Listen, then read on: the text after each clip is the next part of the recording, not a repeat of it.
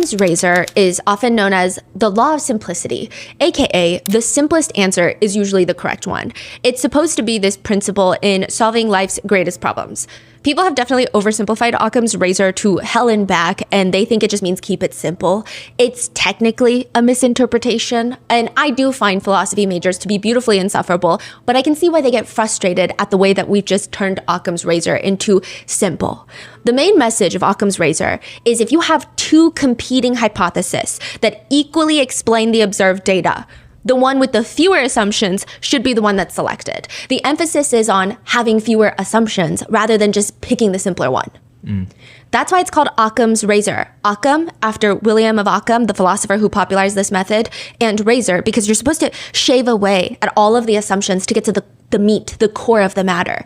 I see people referencing Occam's razor for the case of Celeste Rivas Hernandez and singer D4VD, aka David, that the simplest answer is the correct one, which I tend to agree that the very circumstantial evidence so far, at least the way that it's being presented by alleged sources close to the two, the way that it's being presented thus far, it does not look good for David. But even if that is the case, it's not a simple answer. How are you supposed to shave away at all the different assumptions when the entire case is just a giant ball of assumptions at this point? Such as of right now, the police have yet to confirm a relationship between David and Celeste. So that's technically, that whole thing is an assumption. There are screenshots, videos, pictures, people coming forward to allege that they were intimately connected. Some netizens believe that they might have known each other since she was 11 years old, which would have been back in 2021. That's an assumption. Then there's the assumption that there's another Celeste in David's life. I will say that this is less of an assumption, but no statements have been made by either party, and we will operate as basically everything is an assumption aside from the handful of things that we absolutely know to be true.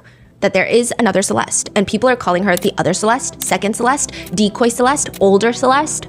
Netizens say that the two girls look very similar, and when you look at the pictures of just their faces, they don't look familiar, but there is a belief that both Celeste would often wear similar things, such as the same Gap hoodie, or at least it looks like the same Gap hoodie, the one that Celeste is pictured in, her missing child poster. Both of them have been spotted wearing it, giant oversized eyeglasses. And there are theories and speculations that David did this on purpose, that he brought in an adult Celeste, an adult woman named Celeste, who could maybe sometimes pass for the victim Celeste, so that if he is ever quote unquote exposed for allegedly dating a minor, he could turn around and say, you guys have it wrong. My girlfriend is an adult woman named Celeste. They just look the same, they have similar names, but that's it. That's a theory, that's an assumption.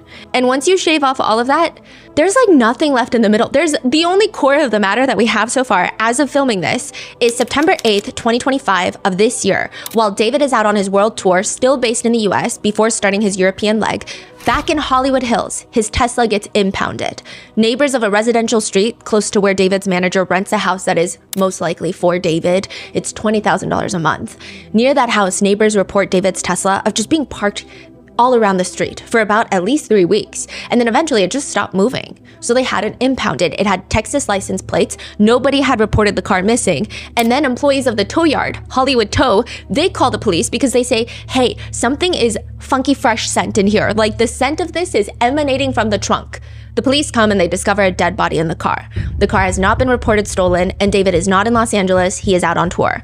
Even how the body has been found, at least to the public, is a giant assumption. Some reports, such as the LA Times, initially stated it was just a head and a torso. Other outlets have been using the word dismembered or in pieces, but nobody can seem to agree. Is it just a head and a torso? Is the body dismembered?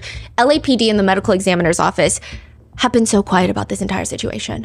The cause of death has been deferred. They're not even outright calling this a homicide investigation, but rather a death investigation that is being handled by the LAPD robbery and homicide unit. Except in one statement. Yes, they made a little slip in a statement where they said anytime you're dealing with a homicide investigation, but they have not formally stated like this is a homicide investigation. They're saying actually it could take weeks or months to even determine if a crime had been committed, which people are questioning even that because what do you mean nobody goes into a trunk by themselves? Yeah. It doesn't make sense. David's spokesperson releases a very short statement that states along the lines of, David has been informed he's cooperating with the police, which leads initially a lot of people to believe that David is not involved, especially considering he continues his tour. He does multiple shows. He does a show September 9th.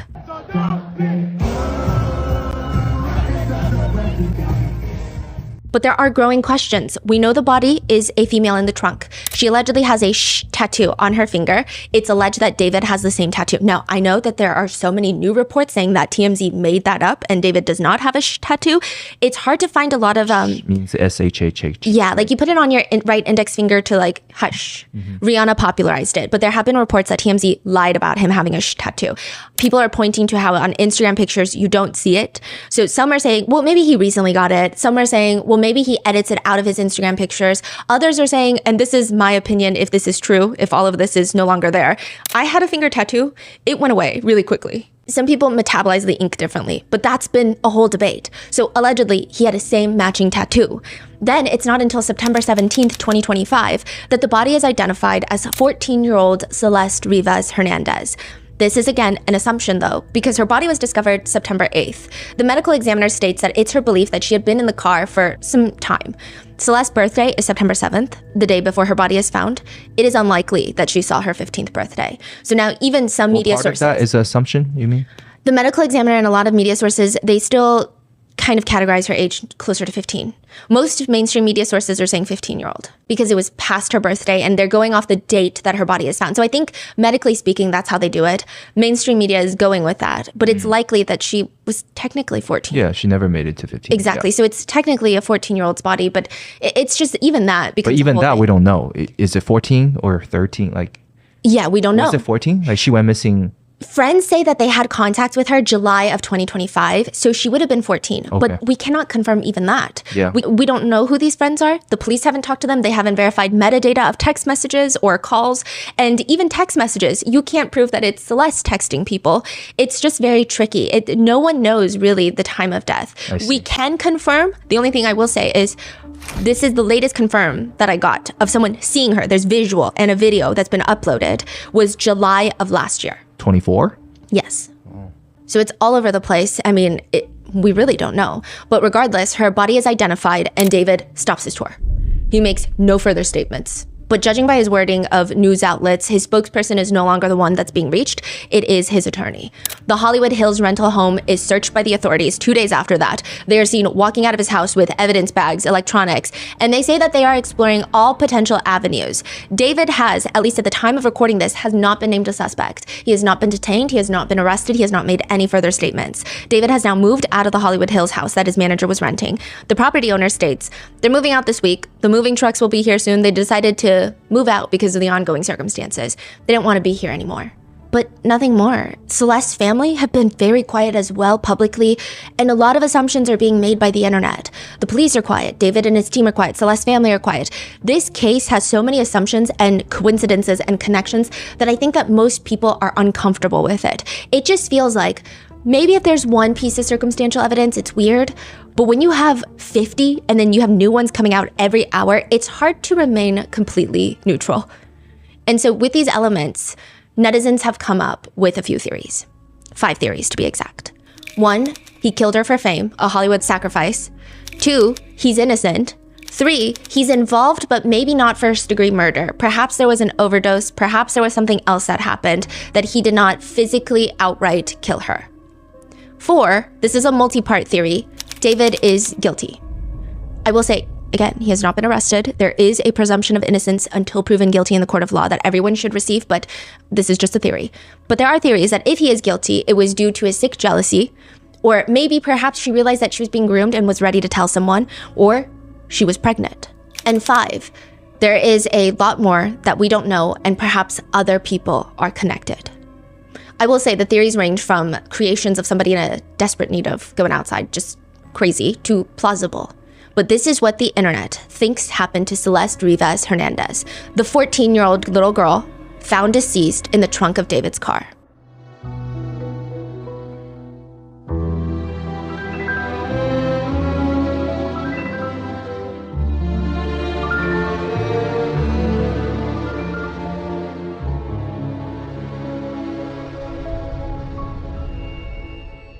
We would like to thank today's sponsors who have made it possible for Rotten Mango to support NCMEC, the National Center for Missing and Exploited Children. They are the nation's largest and most influential child protection organization.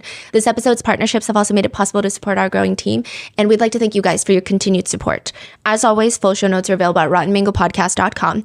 A few disclaimers. There are going to be allegations of grooming, SA, CSA, as well as themes like gore. There's also a brief mention of potential dismemberment and decomp. Also, another huge part of this is that there have been zero convictions, zero arrests, zero anything. I mean, we really have nothing besides what the authorities have said in their very brief, very polished press briefings. That's it. We will be doing our very best to debunk or verify all of the online rumors, and there are so many online rumors. And then right when you think a rumor has been somewhat verified, it seems like most people believe it, and then someone comes out and tries to debunk it, and then it sounds plausible. And so things are going to be moving and things are going to be changing nonstop. So I don't even know how dated this episode is going to be. So just keep that in mind. I mean, in a month, everything could be different. We'll just have to see. We also want to disclaim that all screenshots or media posted by people online can be edited or faked. We did our best to try and verify everything, but I mean, I'm not an expert on how AI creates pictures or deepfakes. I tried my best to make sure we get to the original tweet or the original source and then see if there's anybody pointing out anything that's clearly, obviously AI generated. But even that has been very difficult. So with that being said, let's get started. One of David's neighbors decides that they're going to talk to the media about David and Celeste and what they saw. But they're going to be unnamed, which makes sense. But they're also going to talk to The Sun, which is a very questionable outlet. It's like the Daily Mail. So take it as you will, but they speak to The Sun and they allege that Celeste, the victim, the 14-year-old girl, was living with 20-year-old David in his Hollywood Hills house. They say he was with the girl regularly, like all the time. I would be in my car and we would acknowledge each other, say hi. That was about it. When they were heading to the store or whatever, I would pass them. They were pretty quiet. I never saw police there. I didn't hear them partying or anything, nothing wild. I was shocked to find out what happened. I saw them a couple of months ago. I'm not sure, but I thought they were just kids, like a couple of 18, 19-year-olds. I had no idea. It's crazy. So this is only reported by The Sun? Yes. So that's it. We don't know who they are. Yeah. We don't know if they're a real neighbor. We don't know if this is actually what they saw. You know, I didn't know he was a singer, but I knew he had a Tesla because it was always parked outside. This Tesla has a giant dent on the back. That has been confirmed. He says, I did ask him about his Tesla, as his car was hit and he never fixed it. He didn't really want to say what happened. Anytime I tried to talk to them, they weren't very engaging. They just kept to themselves. But now netizens are confused. Like, why are you talking to The Sun? I mean, how trustworthy is The Sun? And second, are we sure this is the Celeste or the other Celeste? He claims it's the missing girl. He claims it's the girl that was found. But is he sure? Are we sure? Is The Sun even sure? We don't know.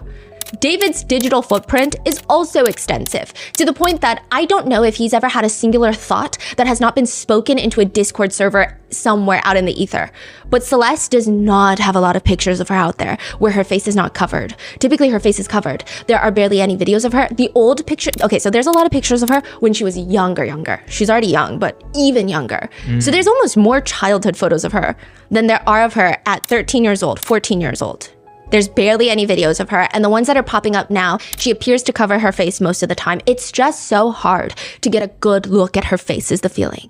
So when more alleged pictures and videos come out, it's hard to definitively say that looks like Celeste with David. People have been trying to organize a big document of all the reported sightings that are real and or debunked, but it's getting difficult. One comment reads, "That's the thing. We practically have nothing on this girl. We know that she had a habit of running away from home. She disabled her Instagram a lot, and she covered her face a lot." To which someone comments, what's sad is she only seemed to exist in David's world. Like, she didn't have anything outside of his world. And even in his world, she would have to hide and play small. There are a lot of screenshots where it's just hard to tell anything. There's this screenshot taken of a Discord chat from March 12th, 2023. This is almost exactly a year before she goes missing, 2.5 years before she's found deceased. It's a screenshot of a screenshot. Just stay with me. Someone screenshots a picture of the Discord chat. And one person had screenshotted David during his live stream. Okay. And they posted that screenshot onto the Discord server as a message. Yep. And it's David live streaming in the most pink room you'll ever see. It's just glowing LED light pink. It's dark. You can't see anything in there. You can barely see David, but he's leaned up close to the camera. He takes up like half the picture. And then behind him is this girl sitting, and she's covering most of her face with a blanket, or what appears to be like a jacket. Now, this screenshot is posted to Discord allegedly March 12th, 2023. That would be when Celeste is 13 years old, along with the comment, "Hey, who's the girl?" David responds allegedly. This is what the screenshot depicts. He allegedly responds, "You are a fed." Wow. And all we have is a screenshot of that screenshot within a screenshot. That's crazy. Then there's another one where it shows David taking a selfie with the caption, "Absolutely mogged." And next to him appears to be a girl who appears to be Celeste. Her face is entirely covered almost, you can just see her eyebrows, by a Louis Vuitton purse. You only see her curly hair. Like, you see lots of her curly hair. And so that makes people believe it's Celeste because she has to cover her face and she has curly hair. It's gotten to the point where even the accessories are being analyzed as clues because people are trying to track where this Louis Vuitton bag is. I think it was last seen in a TikTok that David filmed in 2024. So people are saying, well, maybe Celeste is definitely alive and with him at this time. Or others are saying he could have gifted her the bag and then taken it. Even accessories like bracelets. David is seen wearing a stack of bracelets, which appears to have also been worn by Celeste. Or Celeste's love for Hello Kitty that David seems to have adopted. People are looking for anything. And then there's just a slew of pictures that have since gone viral where it appears to be them together, and those have all been quickly debunked. So either it's not David and Celeste, and it just maybe looks like David and Celeste, and it's pictures of like the back frame. So for one, it was a guy and a girl shopping in a mall, and they're looking at a Hello Kitty stand. And people are saying that this is David and Celeste. It's not David and Celeste. That's been debunked. Another one is a real legitimate picture of Celeste that somebody took, and then David has been photoshopped in. So there have been lots of these pictures that have been coming, like I would say a good chunk, I don't even know if we can trust them. And then another good chunk, we don't even know if it's Celeste. For example, there is a video where David and a girl are inside of this arcade. People are recording them and people are saying, look, it looks like Celeste and it looks like she's hiding. It looks like David is trying to get her away from the camera. But this seems to be the adult Celeste. If you look at her hair is in braids. It looks more like the adult Celeste. Her facial features, she just definitely looks older as well. And so there have been all of these different things that have come out, and it's unclear who is the Celeste. I will say there are two pictures that people believe are the real Celeste. So one of them is a FaceTime screenshot. Whoever is FaceTiming David takes a screenshot, and they caption it, "Celeste and David don't let me sleep." And you see both David and Celeste like peering into the camera. And you can tell it looks like the young Celeste? Yes, this looks like victim Celeste, but again, we don't know if this is a real picture, if it's been edited. But then this person, whoever took the snap, yeah, we don't know who that is either. Yeah. That is so strange that so many people around them know about what's going on, but everyone's so quiet. A lot of his friends have come out. Oh, yeah? A group of his friends have come out to say that they thought Celeste was 19. They thought she was in college, and they understood her to be attending USC. Okay. So they okay. But again, we don't know if they're talking about 19 or 23-year-old Celeste. But they're probably talking about the young Celeste. Otherwise, why would they say, I thought she was in college? Right? Mm-hmm. Otherwise, that wouldn't make sense. Yeah. And even the other Celeste, if she can just verify when her and David got together. So that is why there's a lot of new theories that are happening. I will say the other Celeste has probably been receiving a lot of intense opinions and feedback from the internet. I think that benefit of the doubt should be given, as she probably could be working with authorities and could be telling them everything and has been told not to say anything, even if she doesn't know the other Celeste, even if she has no idea what the relationship between David and the other Celeste might have been, could have been, we don't know. Mm-hmm. If she knows nothing, she honestly just could have been involved with a guy who's involved with a whole lot of other things. And she did not know. So it's likely that she's working with the authorities, but because she has not said anything, and because people think it would be so easy for her to come out and say, actually, that's me at the arcade. Yeah. That's not me. So whoever that's in the picture, that's weird. People are saying that's so easy for you to do. And if you haven't done that, does that mean something weird is like, do you know something we don't know? Do you know something we shouldn't know? Mm-hmm. Yeah, so this picture, this FaceTime picture seems to be, most netizens are on the belief that this is the real Celeste. Then there's another picture where it shows him posting on Instagram to close friends, and it's a mirror selfie with allegedly Celeste. Mm-hmm. You can't even tell it's David. You can't even tell because his hood is covering his head, his phone is covering the entirety of his face, and Celeste, who appears to be snuggling up to him, is covering her face with her hand. But she has curly hair. It looks like them, and most people do believe it is them. These are the two pictures that, as of right now, are the least contested on the internet, along with this Instagram picture. This is a very real Instagram picture. It's David posing for the camera. I showed you the picture. It's like at a party. with the flash on, and there is a girl behind him with curly red hair, and she has a headscarf on. Yep. You see her side profile, and even then, she's covering her face with her hand. So you can't really see her, but people believe that to be the real Celeste. This picture is legitimate. It's just debated whether or not this is Celeste.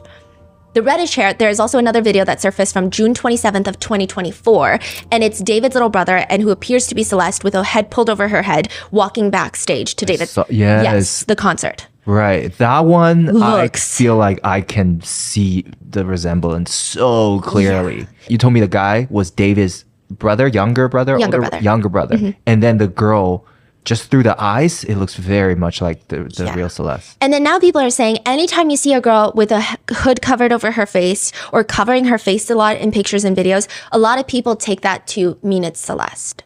Because even in that concert video, she doesn't cover her face because I don't even think she knows someone's recording. But when someone calls David's little brother's name, she looks back and she looks timid and she's got the hood covered over her face and she's like, what's happening? And then she like goes into backstage. So people are saying the older Celeste, she never really hides her face. Yeah. Because she probably doesn't need to. Right. I see the theory on that. So anytime you see a girl who's covering her face, and then there have been problems because David has another friend, two friends actually, who have wavy curly hair. I mean, this is not like a very rare hair type, right? And so they will be pictured in the back of photos, but you just see their curly hair. And so people are saying that's Celeste, right? But I think when you just see their back, it's hard to say. People are saying when you see some of her face and it's covered, it's likely Celeste. Is the internet theory? We could be completely wrong. People also believe that the live stream where a girl is next to David saying, is it controversial of you kids? That is most likely the real Celeste. I media trained you. No, you didn't. That's controversial. It's controversial of kids.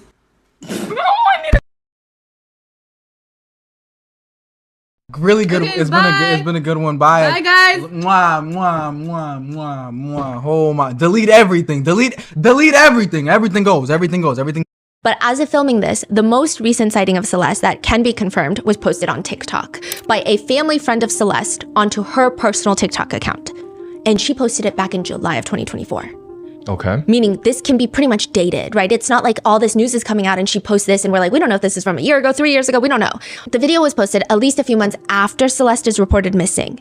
And in the video, you see, it's like a very long video of a family gathering in someone's backyard. And then you see Celeste come into frame. And at the very end, she's on her phone. She says hi to the adults briefly. She looks uncomfortable. And then she glances at the camera filming behind her. She looks very uncomfortable. The comments of the original video have been turned off. However, other people have been reposting it. And I mean, there's a lot of comments. There are some people debating whether or not Celeste lied to David about her age, which I will say I agree with most comments of she looks like a baby. I mean, I don't know why people think that she could get away with lying as being a college student. Some people have been making remarks about her body type, her body figure. She literally looks like a baby. Like if you look at her face, she looks like a child. I don't know how else to put it. Other people have been agreeing with me and they're commenting, she literally looks like a child. If you look at her face. So even if she ever lied about her age, look at her. She's a baby.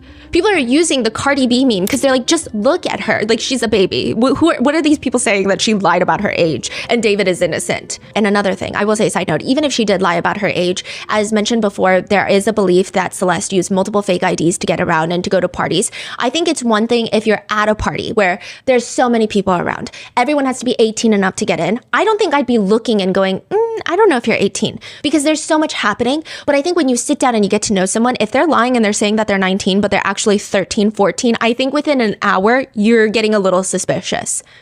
It's just the amount of development that happens in those years. It's not really something that you can lie about easily.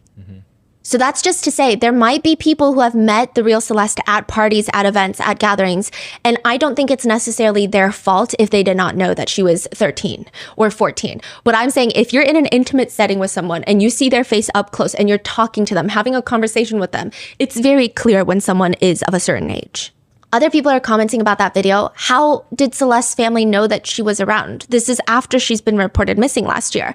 One comment is just focused on that, and they're saying it doesn't make any sense. Like, do her parents not care? Do her family not care? There have been lots of people very upset with Celeste's family about not having better care for their child. There has been discourse that I don't think that I can necessarily get involved with of how different types of minority families will often treat their daughters like adults too early. So that's been a huge discussion in certain communities. And I can see how that could be applicable even in like an East Asian household. But then also there have been conversations of her dad is back and forth from Mexico, that he's not even in the country most of the time. Her mother does not speak English well. And they are of a socioeconomic class where the police don't really necessarily take them seriously. Also, if her mom does not speak English, perhaps she knew that Celeste was dating someone named David. I also think that it's a very tricky balance of trying to get your daughter or your children to not do something by telling them to not do something. It's very hard because you could be pushing them to run away more because you're being too restrictive. I'm sure, I don't know, I'm not a parent, but I just imagine that there is a lot of complicated things. And I don't know if jumping to conclusions is the best part, but I do think that there could have been a lot done to help Celeste. And I think we can probably place blame more on the person who harmed her, and then the police. And then as of right now, nothing has come out about the family as of what we know. But there are people alleging that her family was her out, that they were receiving money from David, that her sister specifically put her out. That becomes a huge topic of conversation because it's a comment on Reddit that started gaining a lot of traction. This is about David after a body is found in his trunk, but before the body is identified.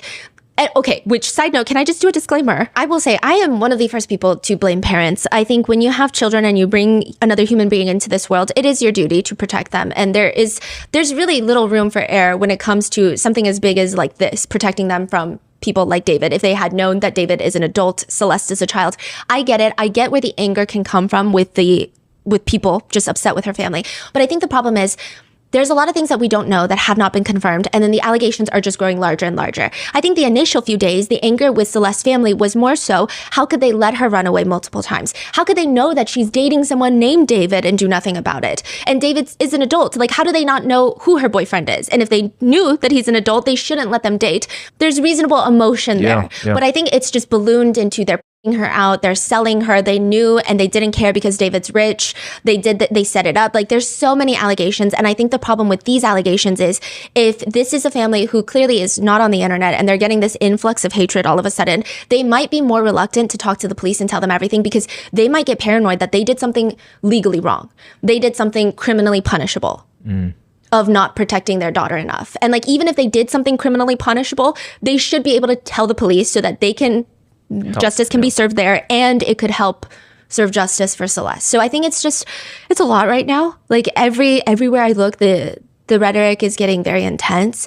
And I think a lot of it stems from this comment. Not that anything is wrong with this comment, but I think this is the proof that netizens are using to kind of funnel this narrative, which the day after a body is found in David's trunk, before the body is identified, there is a Reddit comment. This guy's a weirdo. A close friend's little sister from Lake Elsinore ran away last year, and this is who she was with. We think her sister was her out. She was in the 7th grade at the time, and LAPD sweeped his place in the hills. I'm terrified. That's who's in the car. Nobody has heard from her in months. I won't release names as she's still a minor, but she was from Lake Elsinore. People were actually initially upset with the OP because this is before Celeste is identified, writing, I strongly doubt this is true. He has a very public social media presence, and there's no one underage in his road crew. I've only heard good things about David from tour and venue staff. Don't stuff posts like this with all the speculation going around. You're gonna just feed wild witch hunts like this. To which OP responds, it isn't speculation. It literally happened. I don't really care if you've heard nice things about him. That has no impact on my personal negative experience. Well, the victim has been identified as female, wavy black hair, and a tattoo. Mean anything to you? I'm really not trying to release any identifying information because it absolutely sounds like her, and my heart is broken. I don't want to mess anything up regarding the investigation, and I'm actually reaching out to LAPD today. Whoa, wow. Speaking of, another person who allegedly David was following on Instagram posted a comment, prayers to her family. I used to be close friends with David, and we dated when I was 16 and he was 18. We've seen each other IRL 2 times max, and there's so much more, but he introduced me to religion and whatnot, so I'm shaken up by the fact that he could have done this. I remember a Celeste. I have a picture of them together I think I've seen in the past. Then another clip of an interview. So these are things that are going viral as of recently, after the last video that I filmed. There is a video clip of David playing Fortnite, and the host asks him questions. David, who do you want to collaborate with? And David, as he's playing Fortnite, he's saying, I want to collaborate with a jazz musician named Celeste. He says, I want to do something with Celeste. I really want to do something with Celeste. And then he kind of zones out, and then he goes, and maybe, what's his name?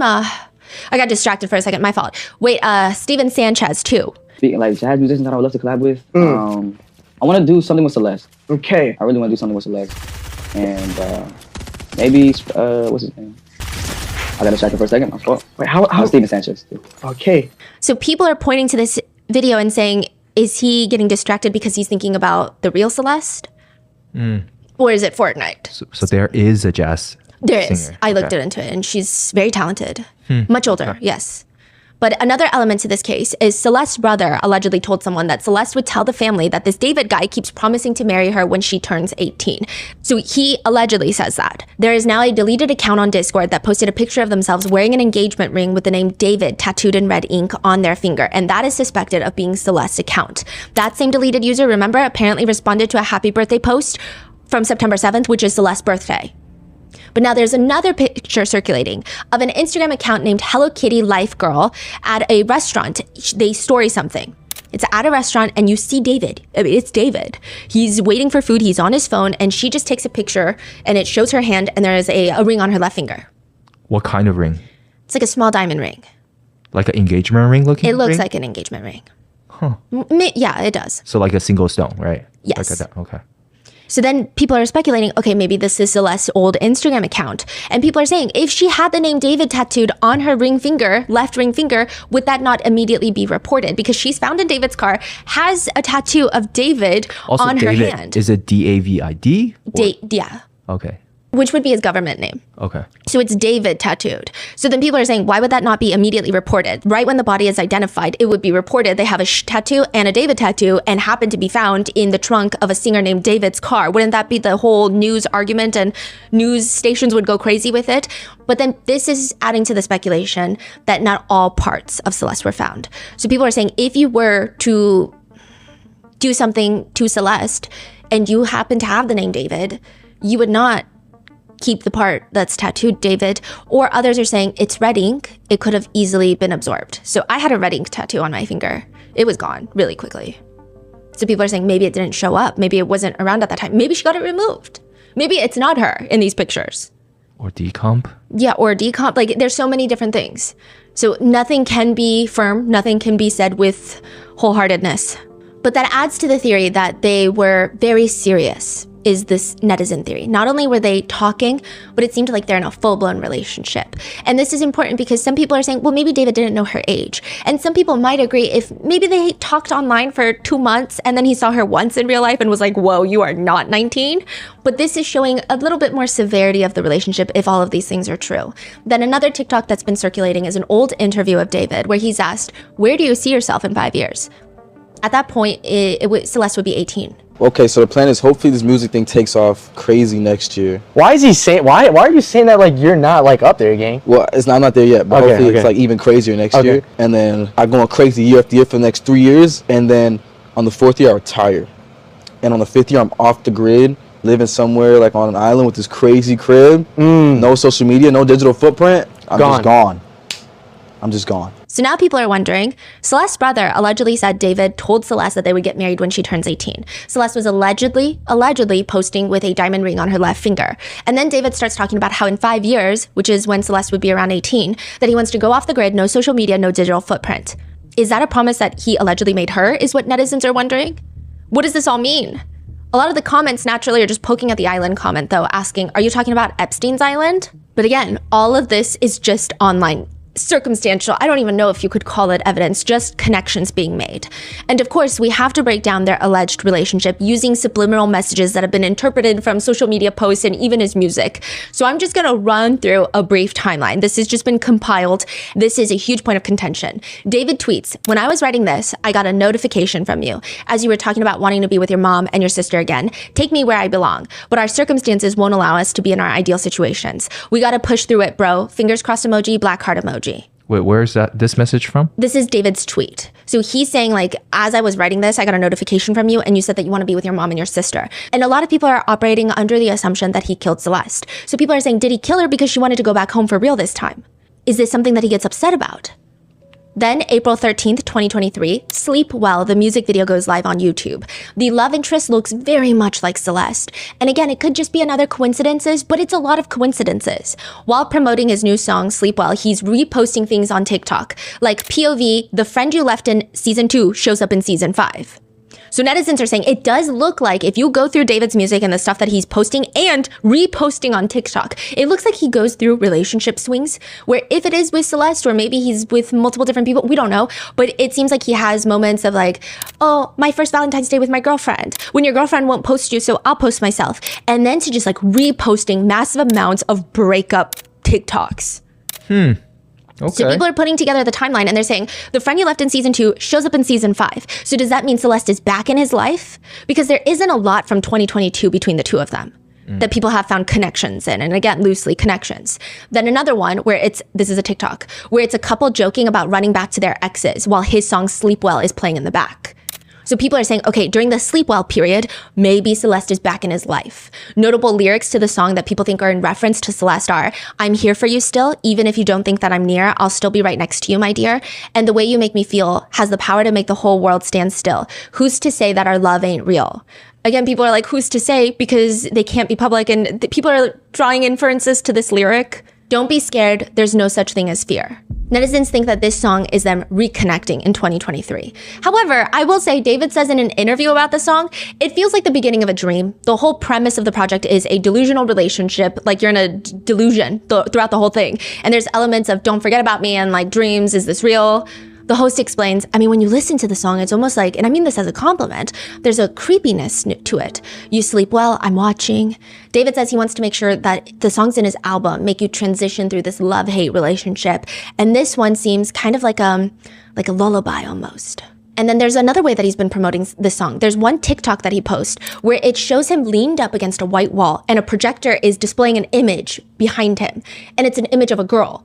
So it almost looks like they're sitting together, like the ghost of her is sitting there and he's sitting against the wall and the words are popping up on the screen. It's the lyrics to Sleep Well. It's very creative, very symbolic, but a lot of people are saying the girl looks like Celeste. And it's just, I'm here for you still, even if you don't think I'm near. I'll still be right next to you, my dear. And then at the very end, the projection image of the girl disappears and fades away. The next month, he promotes the song Backstreet Girl, where he posts on TikTok and the caption is, y'all are not hearing me. And it's about, well, the lyrics playing are, loving her way too soon. Again, people have a field day with that one. But I don't want to wait too long for someone to love you before I do. So people are saying it's almost like he's competing with the underage boys who are trying to get in a relationship with an underage girl and he loves her way too soon. That's like a whole crazy conversation that is an assumption. Everyone's just making assumptions. I'm just saying all of this is alleged. We don't know anything for a fact yet. But people are really saying this is kind of a crazy one. But David says, no, it's not. David does in a previous interview. I remember I was on Discord about this song. It's this unreleased song. It's called Backstreet Girl. It might be on the project. It might not be. I don't know. So this is before it's released. But this guy was like, yo, can you write a song for my girlfriend? Her name's Allie. She's from the Backstreet, like Allie in the Backstreet. And I was like, say less. The next day I showed him the song. He was like crying on the mic. I'm like, yo, chill. David states, though, that the only information that he got from the Discord guy is that his girlfriend's name is Allie and she is from the Backstreet. And then in another interview, he says that the guy is trying to date someone named Allie. So we don't know. But he later says that the guy from Discord DM'd him saying, yo, forget the song. She doesn't even deserve it. So yeah, I don't know. We don't know what's true or what's not true. We don't even know if we can believe David's interviews, what he says, obviously. The rest of the year 2023, David says that he's never been in love and wrote all of these love songs. But he also posts on September 7th on Celeste's 13th birthday. POV, you guys, when you hear the saddest songs I've ever made tonight. So it seems like it's just weird. People are saying, is he trying to talk to her through TikToks? And I think that's been another conversation more so when we go over his TikTok repost. Like when you're 13, people, like when I was 13, you're like trying to get the person you like to see stuff online. So people are saying the way he's acting on TikTok is more so trying to get the attention of a young girl. When you're like 19, 20, you're not really doing that, especially if you're getting attention. If you have lots of followers, you're not really subtweeting that much. But he's constantly, it's not even just during a breakup, it's like nonstop. Then another one that year with the caption, it's always the people you want to make the most proud that end up disappointing you. Then one TikTok of him is just in a hotel room sitting on the edge of the bed and the words are, does anyone know any tips on how to not be the literal worst person in the world? Smiley face. Now, remember the picture where the girl is covering her face with a blanket? That's around this time. So there are speculations that by this point in 2023, they're back together, is the speculation. Then in January 2024, he starts posting teasers of his new song that he's gonna drop called Leave Her. And it's like him singing, I Can't Stop Falling for Her. And it's like a TikTok hill film of him fainting on the ground. And it's saying, I can't stop falling for her. And then another one, he says, yes, I'll swallow an air tag so you know my every move. I can't stop falling for her. Meaning when a girl tells him, yes, David, I will swallow an air tag so you know my every move, he can't stop falling for her. Okay. Or another one that reads, when she does the bare minimum and it's the most romantic thing I've ever experienced, I can't stop falling for her. Another one that reads, when she sends you a paragraph of how much she loves you while you're sad at work, I can't stop falling for her. When TikTok removes all my music, but at least I have a Valentine's this year, I can't stop falling for her. And then another one, he's doing a backflip. And the words are, quote, babe, don't flip out, but this guy asked if, AKA he's doing a backflip. Don't flip out. So he's saying like, a minute the girl says, babe, don't flip out, but this guy asked, he's already flipping out. Okay. Yeah. So this is around the time that Celeste is going missing.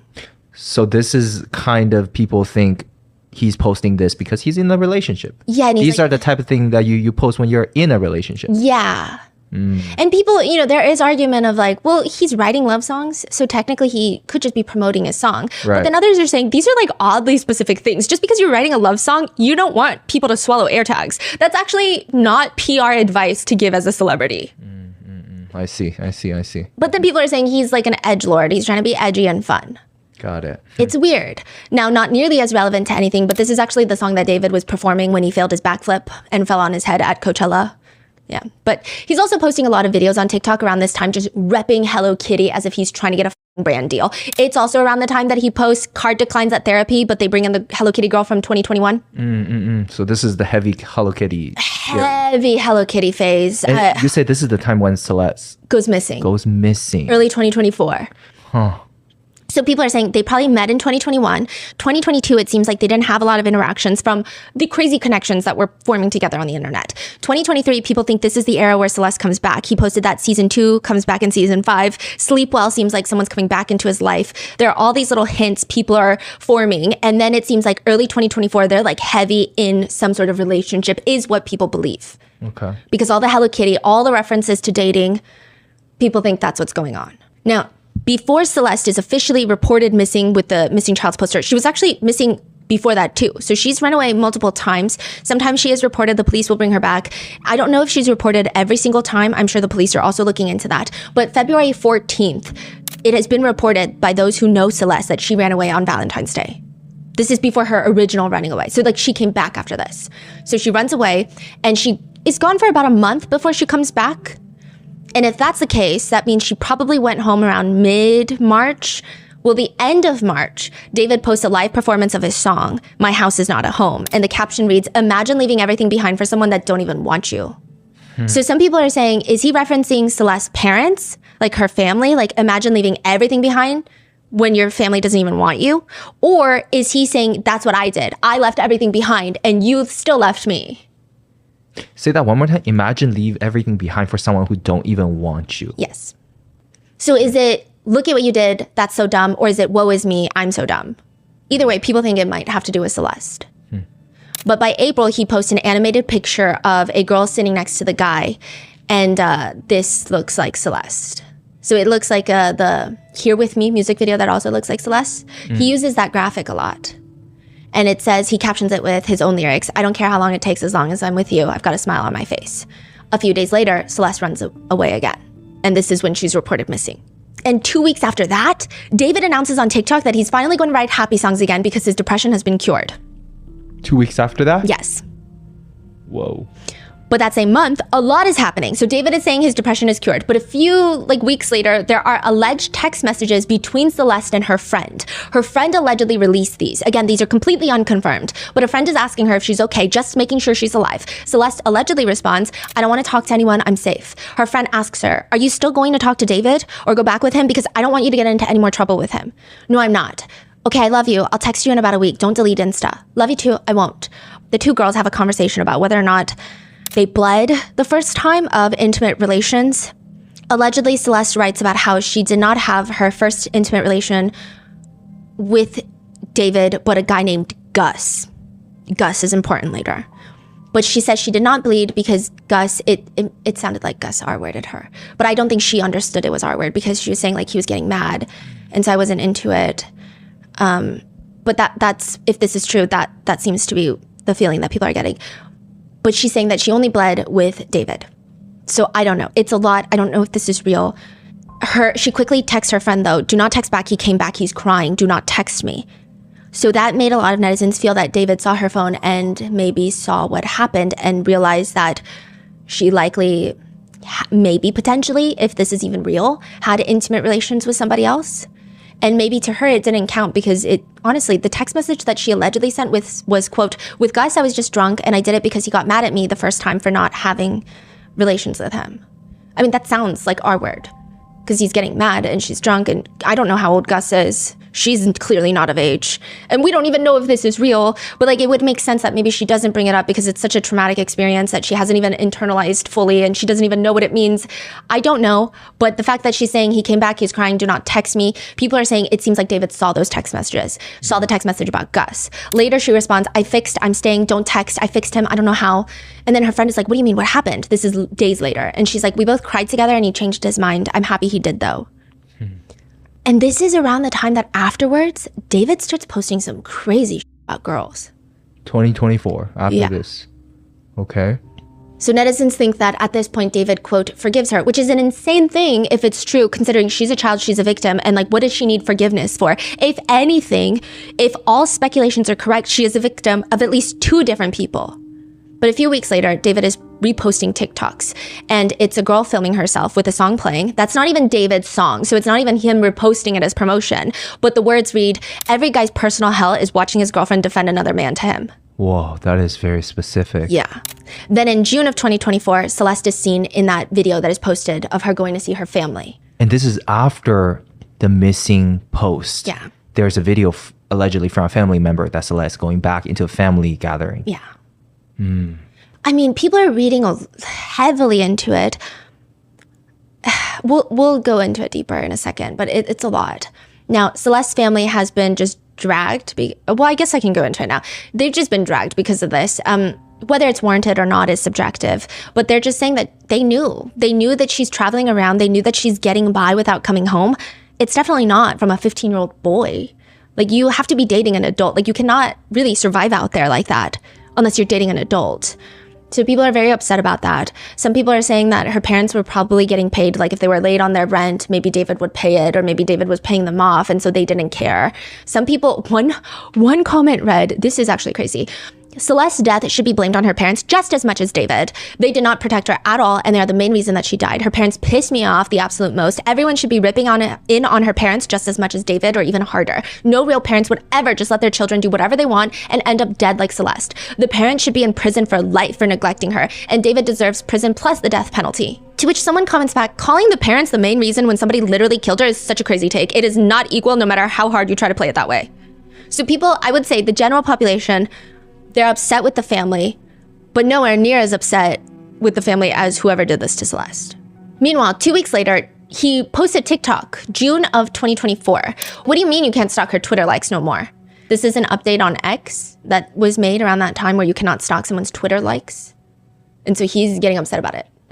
It's just coming off very jealous, very possessive. And the next month, he starts teasing his song, There Goes My Baby. And he posts that he's in Dublin, he's bored, he misses his girlfriend. So there's lots of references to a girlfriend around 2024. Valentine's Day, I had my first Valentine's Day date, I miss my girlfriend.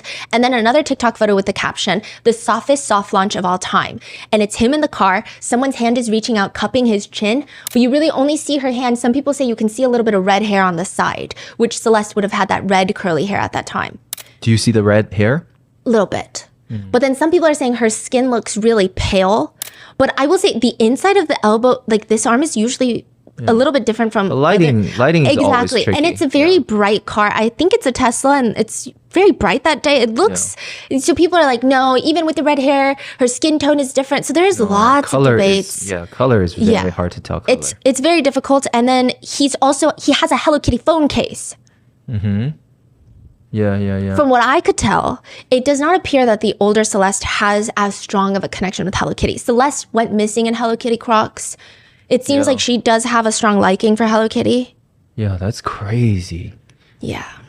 But this is the There Goes My Baby phase. And the cover art looks, according to the internet, exactly like Celeste. I'm actually going to show you the cover art because I think you would. Okay, so people are saying that looks like her. Okay, another thing is like people are saying the older Celeste, we don't know if her natural hair is curly, but a lot of the times I actually see her with like slick, straight hair. That seems to be her preferred hairstyle, whereas the Celeste, her very natural, very wavy hair is in almost every single photo, unless she's like wearing a wig and it's always like a bright blue wig, which we'll get into that too. There's a picture of her wearing a bright blue wig with bangs, and then David is seen wearing that same wig at an event. I mean, netizens have gotten really crazy. Some people are saying that there's no way that that's the same wig because David has a really large forehead. So like the way that it's landing on his forehead, the way that it lands on her forehead doesn't make sense. So there's been lots of debates, but it's just so many coincidences. It looks like the same blue wig. And then wig, like where it lands, also based on how you adjust it. Isn't it? Like you can pull it down, you can pull it up. Okay. But there is this There Goes My Baby. The cover art looks, according to the internet, exactly like Celeste. It's just, you see the back of a girl with very curly hair sitting down on a really, really long, tall swing, like the ones that hang over mountains for those like Instagram pictures. But it's very cinematic. She's swinging and you just see the back of her. She's wearing a dress and the mountains below her, potentially the Hollywood Hills. It just looks reminiscent of that, and it looks like fires are breaking out, and the sky is orangish red. On Instagram, David writes, There Goes My Baby, out July 12th. This is a song I wrote about letting go of someone you love and letting them become their own person, watching them become that person and realizing that you may have been the problem, but also being happy for the person they become. I'm so excited for you to hear it. And in one of the videos, a TikToker goes up to an artist and is like, hey, what are you listening to right now? You know, that's like that trend. And the artist will promote their new song, that style video. David is doing that for There Goes My Baby. And as he's walking off, you see him holding a Hello Kitty phone case. Relevant lyrics to the song read, There goes my baby, out of my reach. Why won't you take me? It's so hard to breathe. Why did you leave? There goes my baby, finally free. Why did you waste all my time? You were bored and I was alone. Feels like somebody's taking my life. There goes my baby, out of my reach. The song ends with the lyrics, real, is your love real? Darling, I've lost my mind. Around that time, There Goes My Baby comes out. He reposts a TikTok that reads, me explaining that according to psychology, when someone knows they treated you wrong, they avoid you. It's called a guilty conscience. They lack the maturity to apologize for their disrespectful actions, and because they lack accountability, they simply remove themselves from your life. People think this is in reference to Gus. Then from August to November, David is very busy. He's just traveling everywhere, mainly in Asia, Singapore, South Korea, Hong Kong, Japan. And by December 2024, he releases Where Did It Go Wrong? Notable lyrics include, Where did it go wrong with you? I don't belong with you. It's a tragedy. I really thought you were meant for me. How could you lie to me? Every kiss put a cavity between my lips. I don't really want your love no more. I swear, because I don't need it. And I don't mean to be conceited, but I'm the reason you're still breathing. Is it love or lust? I can tell you're fiending. You told me I was special, girl, but that does not mean anything to me. And near the end of the song, you hear a girl's voice. Like, you know how Drake used to do that thing where he like inserts voicemails? I don't know if he was the one that did it. I don't know. I just remember there's lots of songs where it's like voicemails. Yeah. Like, I miss you. Where are you?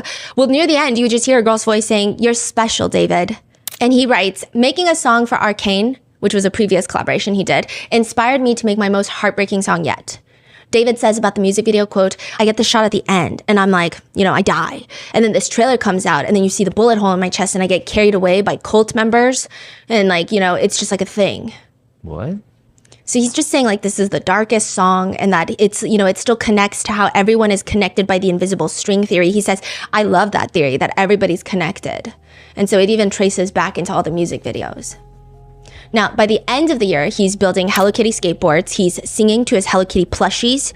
So he's like, oh, singing to my Hello Kitty plushies because they're the only ones that don't pressure me to release new music.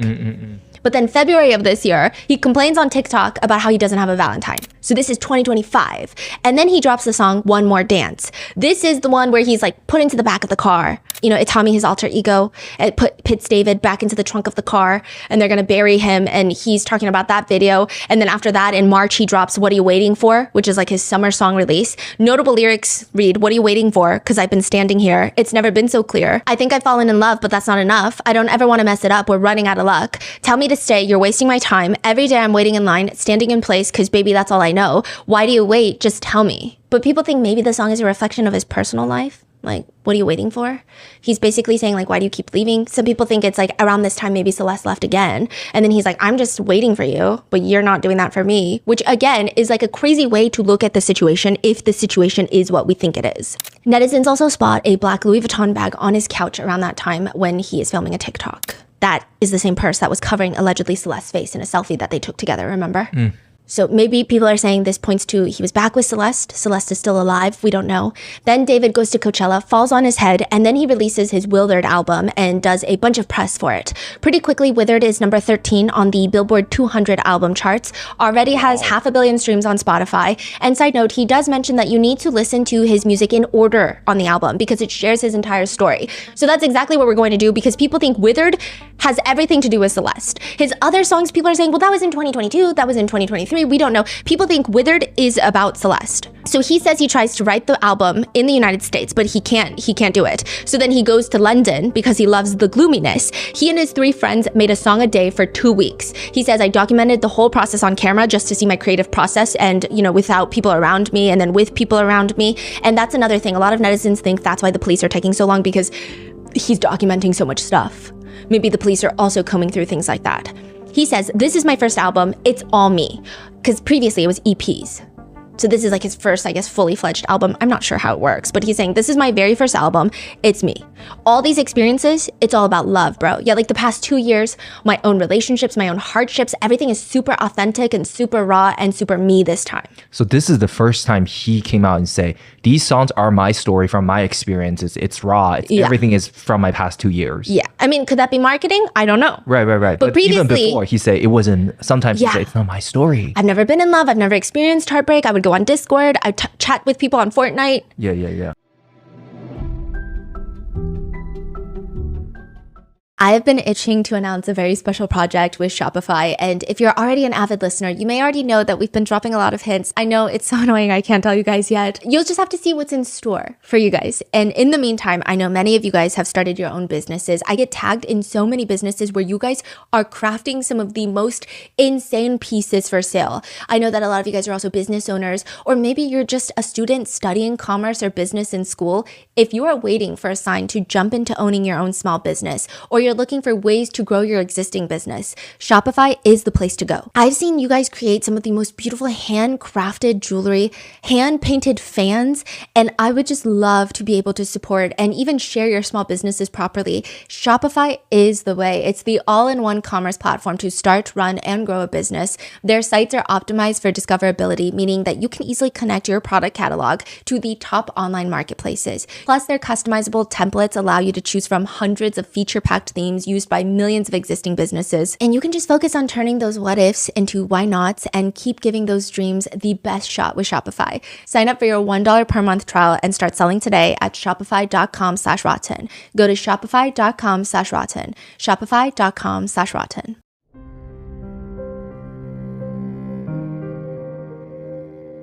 He said, you know, the kind of core visual identity for this project is roses. And this string, the red string, as I said before, I view myself as this rose. Very beautiful, but can stab you, can hurt you with the thorns. And with the withering process, withered, it's kind of like the decay and the withering away and the ending of the life cycle of this rose, kind of signifying the end of an era. Not a debut introduction to David, it's a continuation and almost a goodbye to David in a way.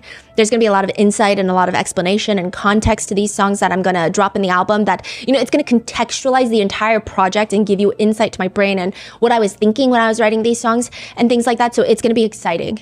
Songs include Atomic Land. Debated lyrics include, there's something about you that I don't understand. If my arms were around you, would you love me again? Love was never this dangerous. This is Atomic Land.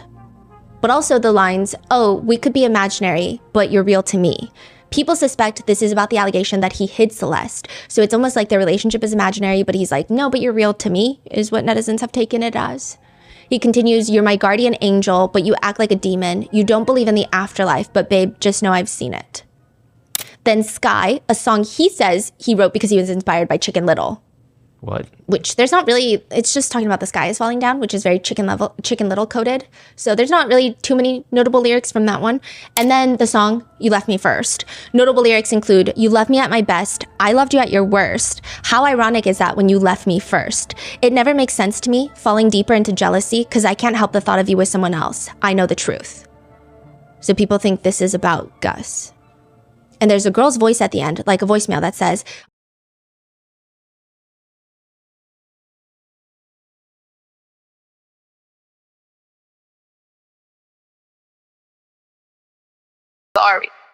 people are saying, okay, we don't know what Celeste sounds like. We don't know. But the family does, right? Yes, the family does. But remember that clip of her in the live stream, allegedly her in the live stream, where she says, is it controversial of you R-wording kids, right? Mm-hmm. I media trained you. No, you didn't. That's controversial. It's controversial of kids.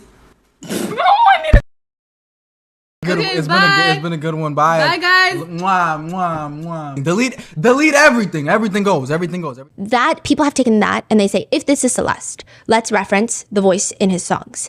And all they do is pitch it up a little because the voice in the song sounds very deep.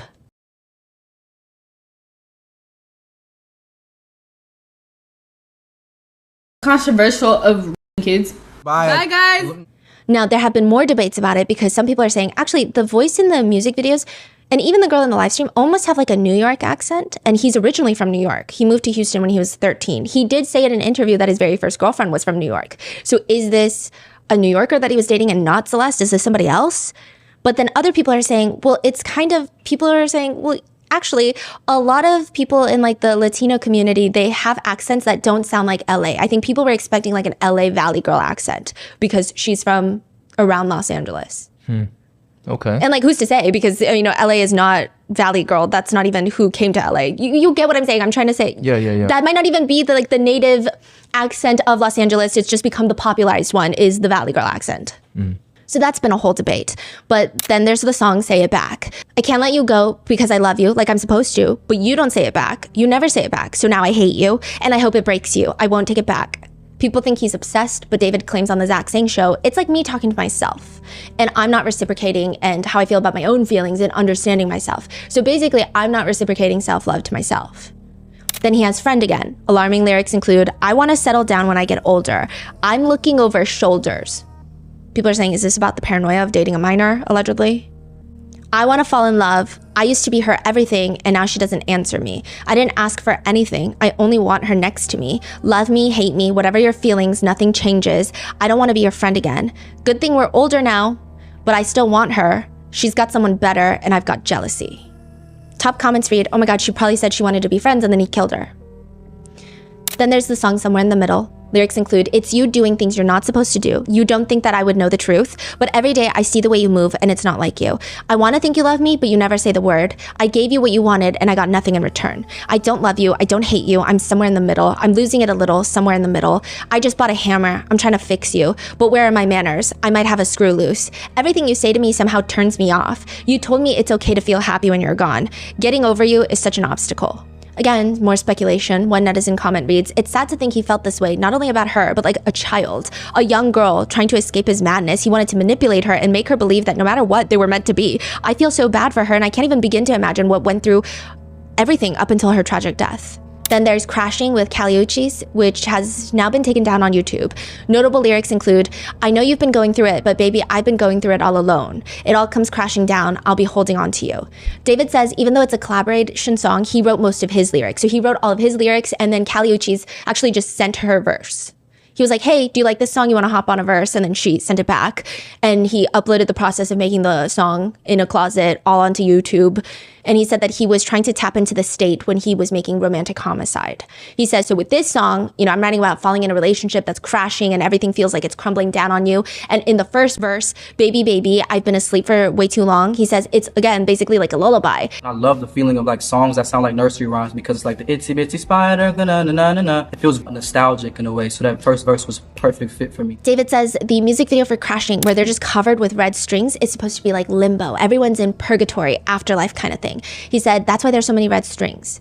Caliuchis has put out a statement, not my friend. I did a song with him, which is currently in the process of being taken down given today's disturbing news. I will say, I think that people have been a little bit better because a lot of celebrities have collaborated with David. And usually, I mean, it's weird. Some celebrities are getting better treatment of like, I feel so bad for them. This must be traumatizing news. And then some people are going on, for example, Kali Uchis's Instagram being like, talk about your friend David. She had to literally be like, not my friend. And like, this is Hollywood. They're not all best friends just because they put out a song together. So it's been weird. It's been very strange. A lot of live streamers have been under fire because, again, David was technically a live streamer, which, side note, lots of stuff happening in the live stream world. Apparently, one of the live streamers, I don't know any of them in like the FaZe Clan group. I'm so sorry.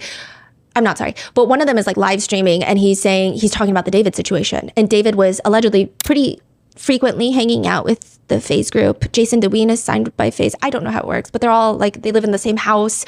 He's live streaming and he sees David hopped on his live. David was in the viewer list on my stream and he just unfollowed me on Twitch. That is crazy. Yeah. And I'm not saying I don't know these people because they're like small people. They're massive streamers. I'm just not, I'm not familiar, their target demographic, I guess, right? I'm not familiar. But yeah. Yeah. Wow. So I mean, he is out right now. I mean, he is most likely on the internet, right? He wouldn't be like all this times. He wouldn't just be off internet and not talking to anyone. Especially someone who seems like he's chronically online. Yeah. I don't think he's not online. Yeah. No, wow. But the most contentious drop in the album now is the Invisible String Theory interlude, where you hear a conversation. It's not a song, it's an interlude. So it's just a conversation with a bunch of echo added into it. So it sounds like very artistic. Some people think that it's Celeste and they believe that it's pitched down to make her sound older, but it's got that very edgy conversation between two people vibe. And the conversation goes with the girl saying, so I got a question. And David says, what's the question? Why don't you hold my hand anymore? Oh, here we go again, bro. No, I'm so serious, bro. I'm so serious. Like, all right, continue. I haven't held your hand in like, and David starts giggling. Dude, shut up. Sorry. Like, you're not funny. I swear you're not funny. My fault. I'm done. All right, let me think. Bro, I'm about to set a timer. So it's like a quick conversation. The girl is like, stop laughing. I'm so serious. Like, you haven't held my hand in forever. And then he's like, okay, you're right. I'm done. Like, let me, and then she's like, okay, let me think when the last time you hold my hand was, basically. And he's like, bro, let me set a timer. And she says, oh, it could have been yesterday. Wow. Yeah. I'm glad that you remember that. Glad that, so he's saying like, okay, so it was yesterday. And she said, period. Thank you. Ew, I hate when you say period, bruh. So he's saying to the girl, I hate when you say period, bruh. And then he says, I got a question for you now.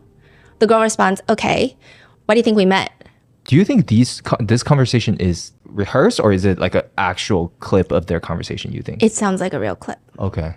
Or it could be a recreated clip. Or I think sometimes maybe they cut out like the pauses because it's very whippy. It's very fast. Okay. Why do you think we met? Well, I think personally, have you ever heard of the invisible string theory? It's controversial of raping kids. Oh yeah. Exactly that. So basically, we met because we were supposed to meet. We need to delete this. Okay. And we're connected because we're supposed to be connected. It's kind of like that, I loved you before I existed and I love you even when I die. Oh, look it. Answer that one. That's so mean if you don't answer that. Netizens believe that this is Celeste with her voice pitched down. And some people even say when you listen to the conversation, it definitely sounds like a younger girl. Not the voice, just the way that, they're talking about the invisible string theory. It's like, when you're young and you fall in love and you have this very romanticized version of it. Not that I don't believe in the invisible string theory, but I think the way that it's presented, some people are pointing out, it just sounds like a much younger person. Just the choice of words, the way that it's put together. Zach Sang asks David about it, not because he thinks it's Celeste, this is way before, but during an interview, he says, at the end of the interlude, correct me if I'm wrong, but she says, I love you. You don't respond. She says, I love you again, or repeats herself and you don't respond. Like, was that done on purpose? Absolutely, because the next song after that is this really love? But David says, because that's a real conversation that happened. And the irony of it was that person that was saying, I love you, she's not in my life anymore. So it's like, people say that the string can't be cut and the connection cannot be severed. But I feel like it can sometimes. And that's why I wanted to put, Afterlife and all these songs that feel like endings and conclusions and goodbyes on the project to kind of solidify that message of this is the end of something, not the beginning. In a separate interview, he says, oh yeah, so there's an extra layer that I added throughout the album where you hear little voice bits and things like that. Like little voice bites and things like that. Cannot disclose who the voice is because of copyright. Which is sound bites and things to add an extra layer of authenticity and storytelling to the project. And there's an interlude as well. So he's saying these are not like voice actor. Yeah. But like, I don't know why he can't disclose because of copyright, because if it's because of copyright, if that's your voice and you hear it on a commercial song, you'd be like, hey, give me my money, right? So then the person that would get you for copyright could still hear it. Yeah. And then also, just because a voice is on your song, I don't think anyone else is going to go to that person and say, I want you on my song. Yeah, copyright is a weird thing to say. Yeah, that was a weird, I was like, what is copyright? And I was very confused by that. Yeah, copyright, you can still say that is my voice. Yeah. Just because you don't disclose who is the person, they can still say that's my voice. So copyright, that's my voice. Yeah. So the copyright, you're right. It's weird. Yeah, that is a weird excuse. It's so weird. And he could have just said, even if he had paid the copyright, if he just said like, it's an ex of mine or a fling of mine or this relationship I had that was rough. Yeah. But like, I can't disclose who because of the copyright. I thought that was weird. David tells Zach saying, but once the fans hear the interlude and you hear the project, it all kind of connects and it's going to kind of click to everyone at the same time. And I'm just so excited to see what that kind of looks like in real time. Well, it's clicking, and I don't think this is what he was excited for because it's clicking. He also, in an interview that he's doing in New York City, David says, my first girlfriend I actually met in New York, which is actually crazy that we're here. Is Celeste from New York? No. So that's why people are like, wait, is the girl that's in the music video, is she a New Yorker? So I don't know. I can't tell. There's so many debates. The next track is It Really Love? The lyrics are, is this really love if you don't say the word anymore? I know it was fake to you, but it was real to me. Tried to stay the same for you, but you changed on me.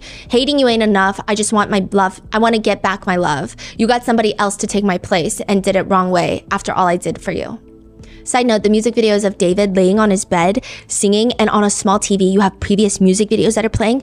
There's one predominantly displayed here with me, with the person that looks like Celeste. Then you have the last two songs on the album, Ghost and Afterlife. Ghost notable lyrics read, why don't you love me? Oh, heaven or hell, we will meet. Lucky me, just have met. Torture me, torture me, torture me. I can't forget. He might have you, but I've got your ghost. And we both know that's the real you. And God knows it's true. I love you the most, but we both know what I have to do. Eyes looking right through me. Why? Why can't I hear your heartbeat? Just a dream, just a dream, just a dream. Don't wake me up, make-believe fantasy.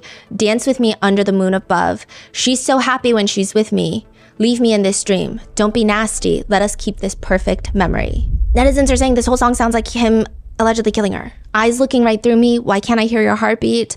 I've got your ghost. We both know that's the real you. Side note, I did leave out a few songs because it's in the previous episode, so just go watch that. But the last song is Afterlife.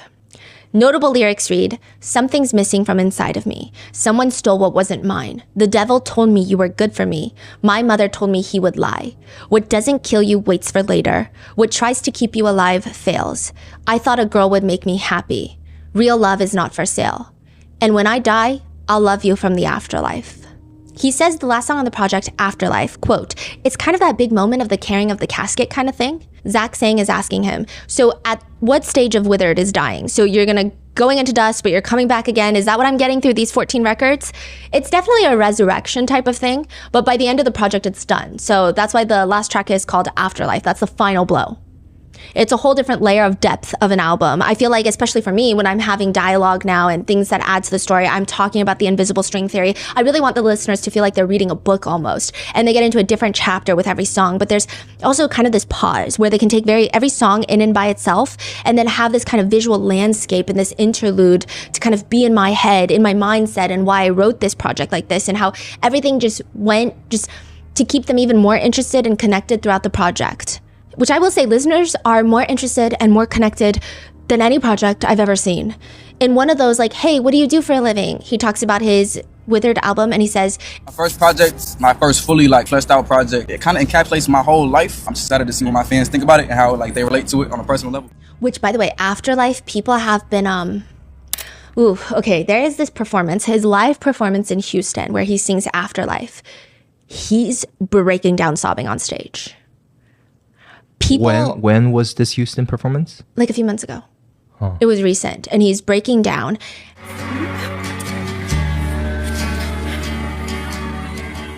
And people thought initially it's because it's in Houston. That's, you know, his hometown where his music career started. Well, his hometown is New York, Queens, but he moved to Houston. That's where his music career started. So people are like, whoa, is this his I made it moment? Because people love when musicians look out on stage or they start sobbing on stage, like, I made it, I finally made it, right? But people are saying now, it's a little weird. Yeah.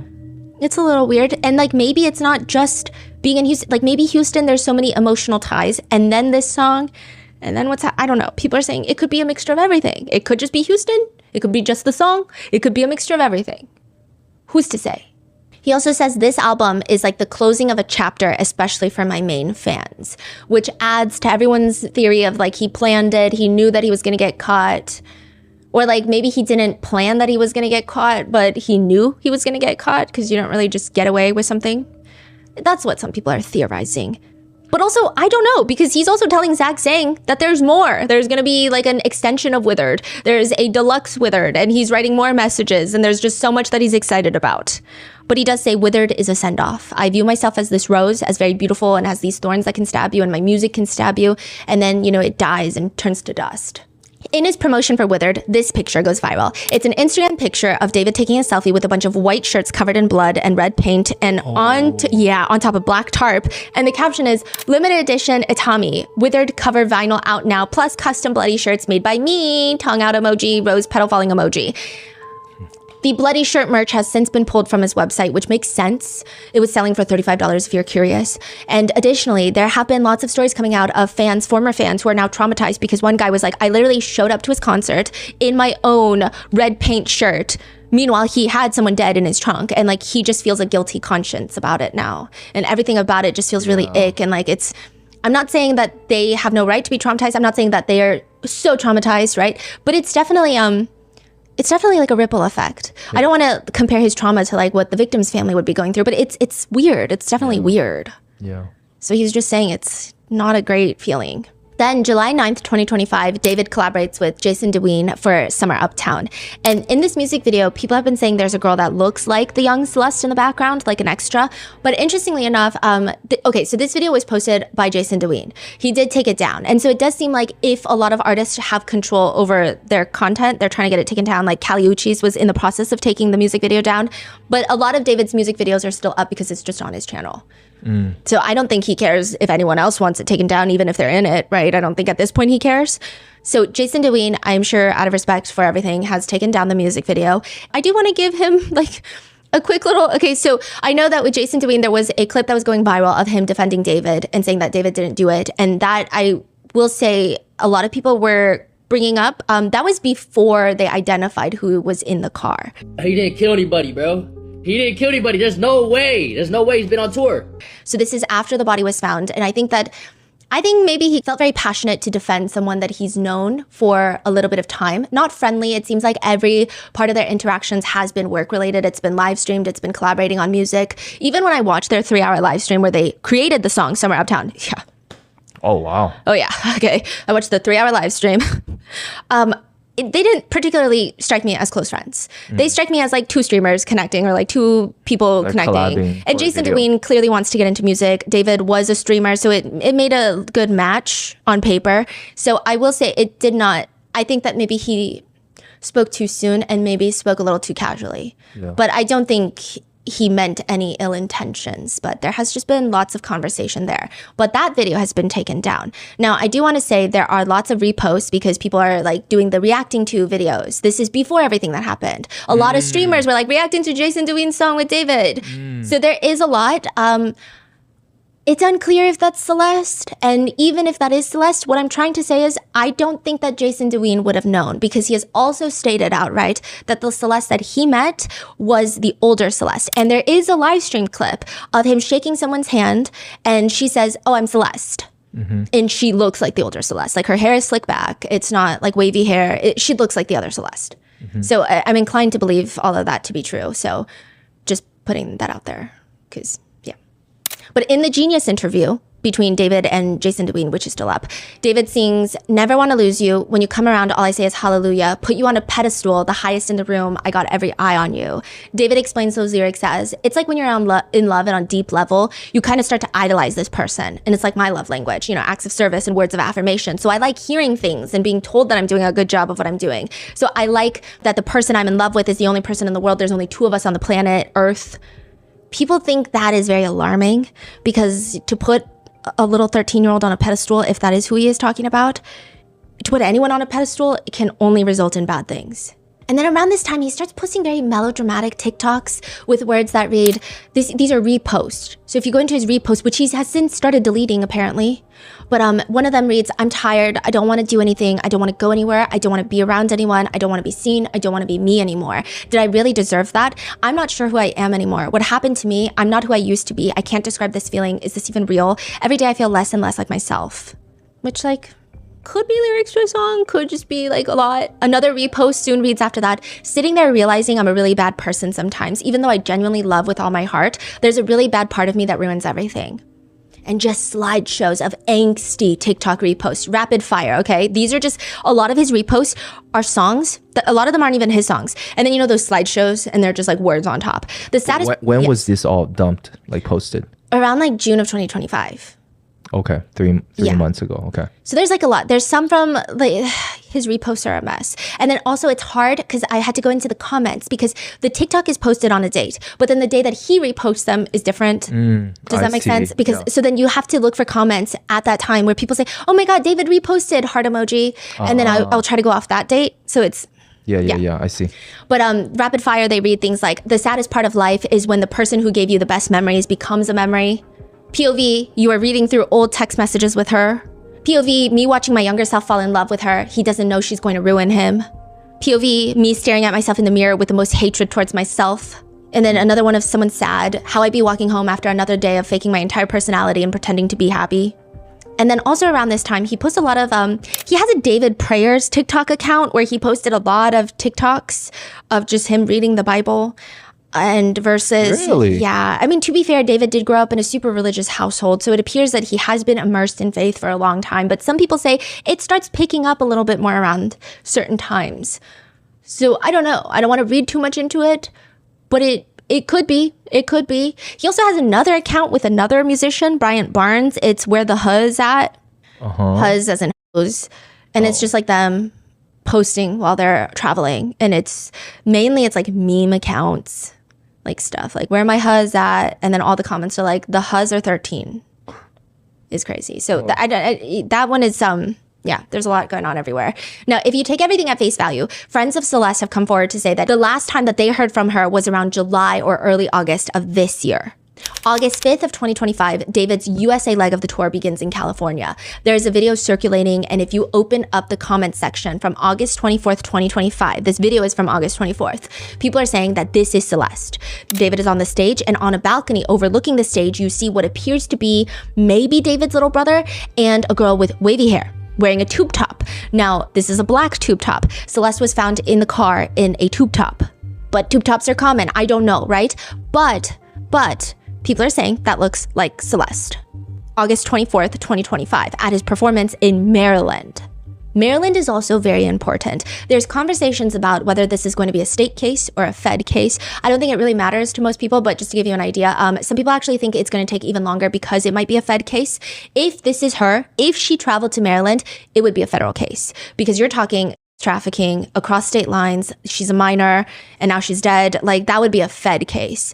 If it's a state case, which seems like if it's I don't want to say regular, but if it is a homicide, most likely it will be a state case. If she was traveling a lot with him, that could be a trafficking case, which would be a federal case. So it's very complicated, which by the way, some people are saying that he's going to be arrested sometime soon. I'm also in LA right now. We're literally in the Hollywood Hills right now for something unrelated, a different case. But if he happens to be arrested, if there happens to be an arraignment, we'll try to be there. But I don't think so because the authorities have even said it might take weeks to months for an arrest to be made. It's so fascinating for them to say weeks or months. There must be a lot going on. I have been talking to some members of press and even with the RM team, and we've been discussing it. And it just seems like if it's a state case, there's a lot of information. So either things are not what we think it is, which could be a chance. But if it is what we think it is, perhaps there's other people involved. Perhaps there's other people involved after the fact that knew about a body and they did not say anything. So that could make it trickier, and that's why it might take much longer. And then the police might not want to tip off. They could have easy surveillance on David to make sure he doesn't flee, but they don't want to tip off anyone in his circle to think that they're looking into a bigger situation, or they're monitoring people to see how they're acting right now, to see what's going on. It could be that. It could be multiple people involved. It could be even deeper, that we're looking at not just homicide charges, murder charges. It could be that the story is something completely from what the internet is saying. It could be any of that. Or it could be that maybe the feds are eventually going to get involved. However, I do think that even if he is arrested, he will be arraigned in state court, and then the feds will probably indict him much later on, because they like to take their time a lot. But they could be looking at a trafficking case, which even then, they were just saying, like, after the heinous mishap of what happened with the Sean Combs trafficking case, it seems like maybe the feds would be hesitant to do another high-profile celebrity trafficking case unless they've got 20 times more evidence. So it really, really, really depends. Yeah. But Maryland would be important. That would be important if she was in Maryland, because that would change a lot of things. This is a video from August 24th, 2025. So people are trying to use this date to narrow down the time of death. However, a lot of sources close to everyone are saying that that's not Celeste in the video. So it seems like it's pretty confirmed that that is not Celeste in the video. Also, with netizens trying to narrow down a firm window of death, there's a poster going around where it shows Itami, David's alter ego, on a printed sheet of paper, and it looks like it's from his concerts. Now, remember how he's doing the whole funerals at his concerts. He's blindfold wearing with a blind shirt, and it says Celebration of Life from the David Universe, February 2023 to August 2025. People have used this as a timeline to their relationships, but I will say we tried to track down the source, and we found it originally posted. The earliest it was posted was on a fan account. So it seems like a fan edit. And then when you look at concerts of the funerals where he does have pictures of Itami on there, I don't see any dates. Like, we've been trying to zoom in and try to make it as clear as possible, but we don't see any dates. So I don't know if that date counts, but people have been using it to try and find a timeline for all of this. One Instagram post that netizens do find ironic is from September 5th, 2025, 3 days before her body is found. It's a picture of a cat with its scalp removed, like animated, and a glowing brain with needles being injected into the brain with pills like fluoride, Wi-Fi next to it. And the caption, this is from David. He captions it, "I start media training tomorrow, guys. Wish me luck," which people just thought it was ironic. That is crazy. Yeah. 3 days before the body is found. I would imagine that he would start media training before his tour, because I'm assuming that's a lot of eyeballs on you being recorded in a concert, or even before his tour press release schedule. Yeah, it's weird. September 8th, the body is found. September 17th, the body is identified to be Celeste Rivas Hernandez. 2 days after that, September 19th, his house is raided, and then September 22nd, 3 days after the raids, it appears that David is online playing Fortnite. People know his Fortnite account, which is a famous account because he's David, and he started off as a Fortnite player. It was active that day. Yeah. And then 3 days later, September 25th, 2025, Celeste's body is returned to her family, and the public still has no answers. Now, her body is returned to her family. That doesn't mean anything. So they might have gotten all of the samples that they need to run tests, and some tests take longer than others, but her body has been returned. There have been questions of if her family is going to do a private autopsy. You know, it's kind of messy. So we're going to go into the theories of what might have happened. Theory 1, I'm just going to start with the Coco Bananas Looney Tunes theory, which is David killed for fame. Celeste was a sacrifice because in Hollywood, you have to take a life and give a life to the devil to get famous. People have even pointed to his eyes, saying that when he first got famous, his eyes looked normal. And now you see more whites under his eyeballs, commonly known as sanpaku eyes. People are going to say it means that you're going to die a tragic death, that you're doomed. And they connect it with people in Hollywood saying that you get those eyes once you sell your soul to the devil. And a lot of people point to Billie Eilish because she has sanpaku eyes. I think it's like, sometimes it literally is just the way your eyes are set in your skull, and I don't think that you can help it. I also do think as you get older, your eyes evolve because, you know, as you get older, your eyelids get heavier, or it's just a change. Because people are saying, well, why didn't they have it when they were younger? Why didn't they have it before they were famous then? People are also naming JFK, Abraham Lincoln, Marilyn Monroe as having sanpaku eyes.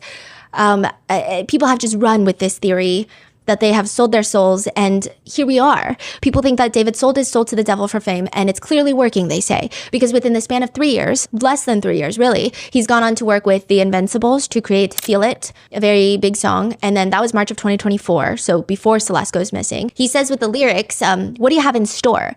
To him it means, what do you have in store? Like, what can you offer me? Like, I'm offering all this for you, what can you offer me? As for the yes line, maybe, like the yes line, he says, I always want to hear yes when I ask a question. I don't want to hear maybes, I don't want to hear no's, so it's kind of like me throwing my arrogance in there. It's speculated that just that one song alone, David could have made close to $1 million, and it's only been streaming for a year. Then November of 2024, he does another collaboration with the animated series Arcane. Huge series, like this is crazy. Like Arcane is bigger than David. And he does the song Remember Me. Notable lyrics include Remember Me, I'm on my own, I'm too far gone, I couldn't see, remember me. I don't want to lie, that's not me, I just want to know more than a memory. When you tell me that you love me, guess it wasn't true, but I hope you remember me. Most people love this song. It's not nearly as successful as Feel It, but the people who love the song love it because of its connection to Arcane. So it's like a song that fits so well with the scene that they're heartbroken over it, they don't even want to listen to the song. Whereas Feel It actually becomes a commercial success outside of the Invincibles. And the Invincibles is nowhere near as big as Arcane. Anyway, he's doing a lot. Then while this is all happening, Celeste is technically missing. One person now comments, I'm going through David's reposts, and it's honestly very upsetting. Celeste goes missing during April of 2024, and there are videos that he's reposting while she's gone, and his songs are blowing up. He's at the height of his career. And then September of 2025, just a few days before her body is found in his trunk, his career comes full circle, and he creates the Fortnite anthem. It's called Locked and Loaded, and the lyrics read, do you get scared or do you feel lost? I smell fear, I've been there before. Goosebumps on your skin, do you feel what I feel? I'm waiting on you to notice that you got what you wanted.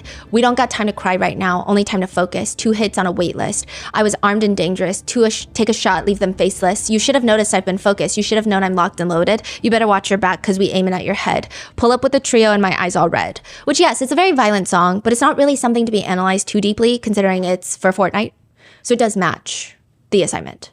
One comment reads, I think the industry made him sacrifice someone and it ended up being her. And that's why he makes these songs and he blames himself. And they made it look like his songs because he was exposing the industry. One netizen comment reads, he sacrificed her and is now channeling all of the emotions to create good music because he has all these like emotions now. One netizen points to a poem that he wrote and posted on Twitter. It's called The Mannequin. He writes, I am a mannequin. I have no heart, no bones, no expression, but I do have eyes. These eyes don't tell the story of a human, but rather tell a human story. The women walk by, they touch my clothes, admire my figure, they take pictures of me, but I'm unable to smile. On the 3rd day of every week, one woman takes me to a dark room and tears me apart. Piece by piece, limb by limb, I see her lips moving but cannot hear her words. Neither can I scream, for my mouth is manufactured shut. I despise this woman, for she knows not the feelings of pain and anguish that she causes me. I wish I could tell this woman who I hate the thoughts on my mind, but I have no mind, for it is not my place to think, rather to stand and simply watch. People think that this is him saying that in the industry you are nothing, you don't get to think. I will say this theory seems the least plausible, but what do I know? I don't know anything. I'm not an insider in Hollywood, but like it just seems kind of crazy. Then the next theory is that he's innocent. I will say that this and the previous killed for fame theory consist of the smaller portion of netizens online. There are layers to the innocent theory. The first layer being David is innocent. He didn't know he was dating a child because she lied to him about her age. He thought he was dating a university student, just like his friends had said.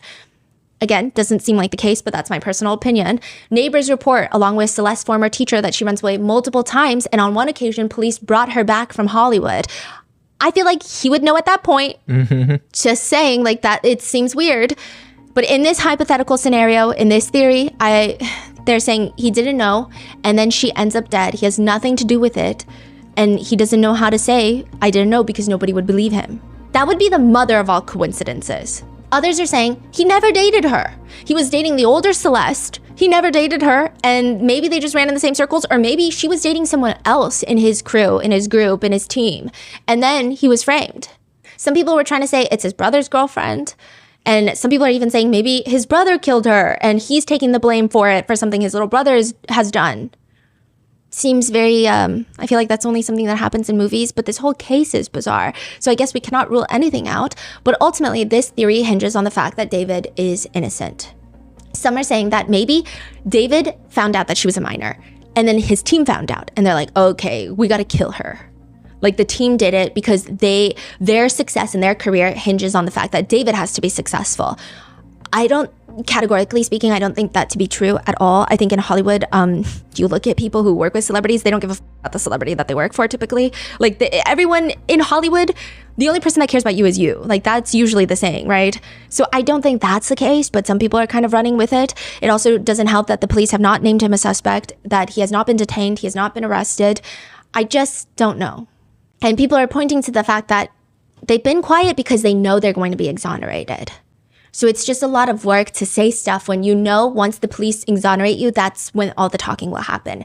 I don't find that to be as a convincing of a theory. However, I will say I found it odd that he did not even put out a formal statement when her body was found, let alone when her body was identified. So when her body is found, nobody knows who she is. Nobody knows if there's any potential connections to David. If he truly was innocent, when he hears a body is found, he would instantly put out a statement of like, I don't know what's going on.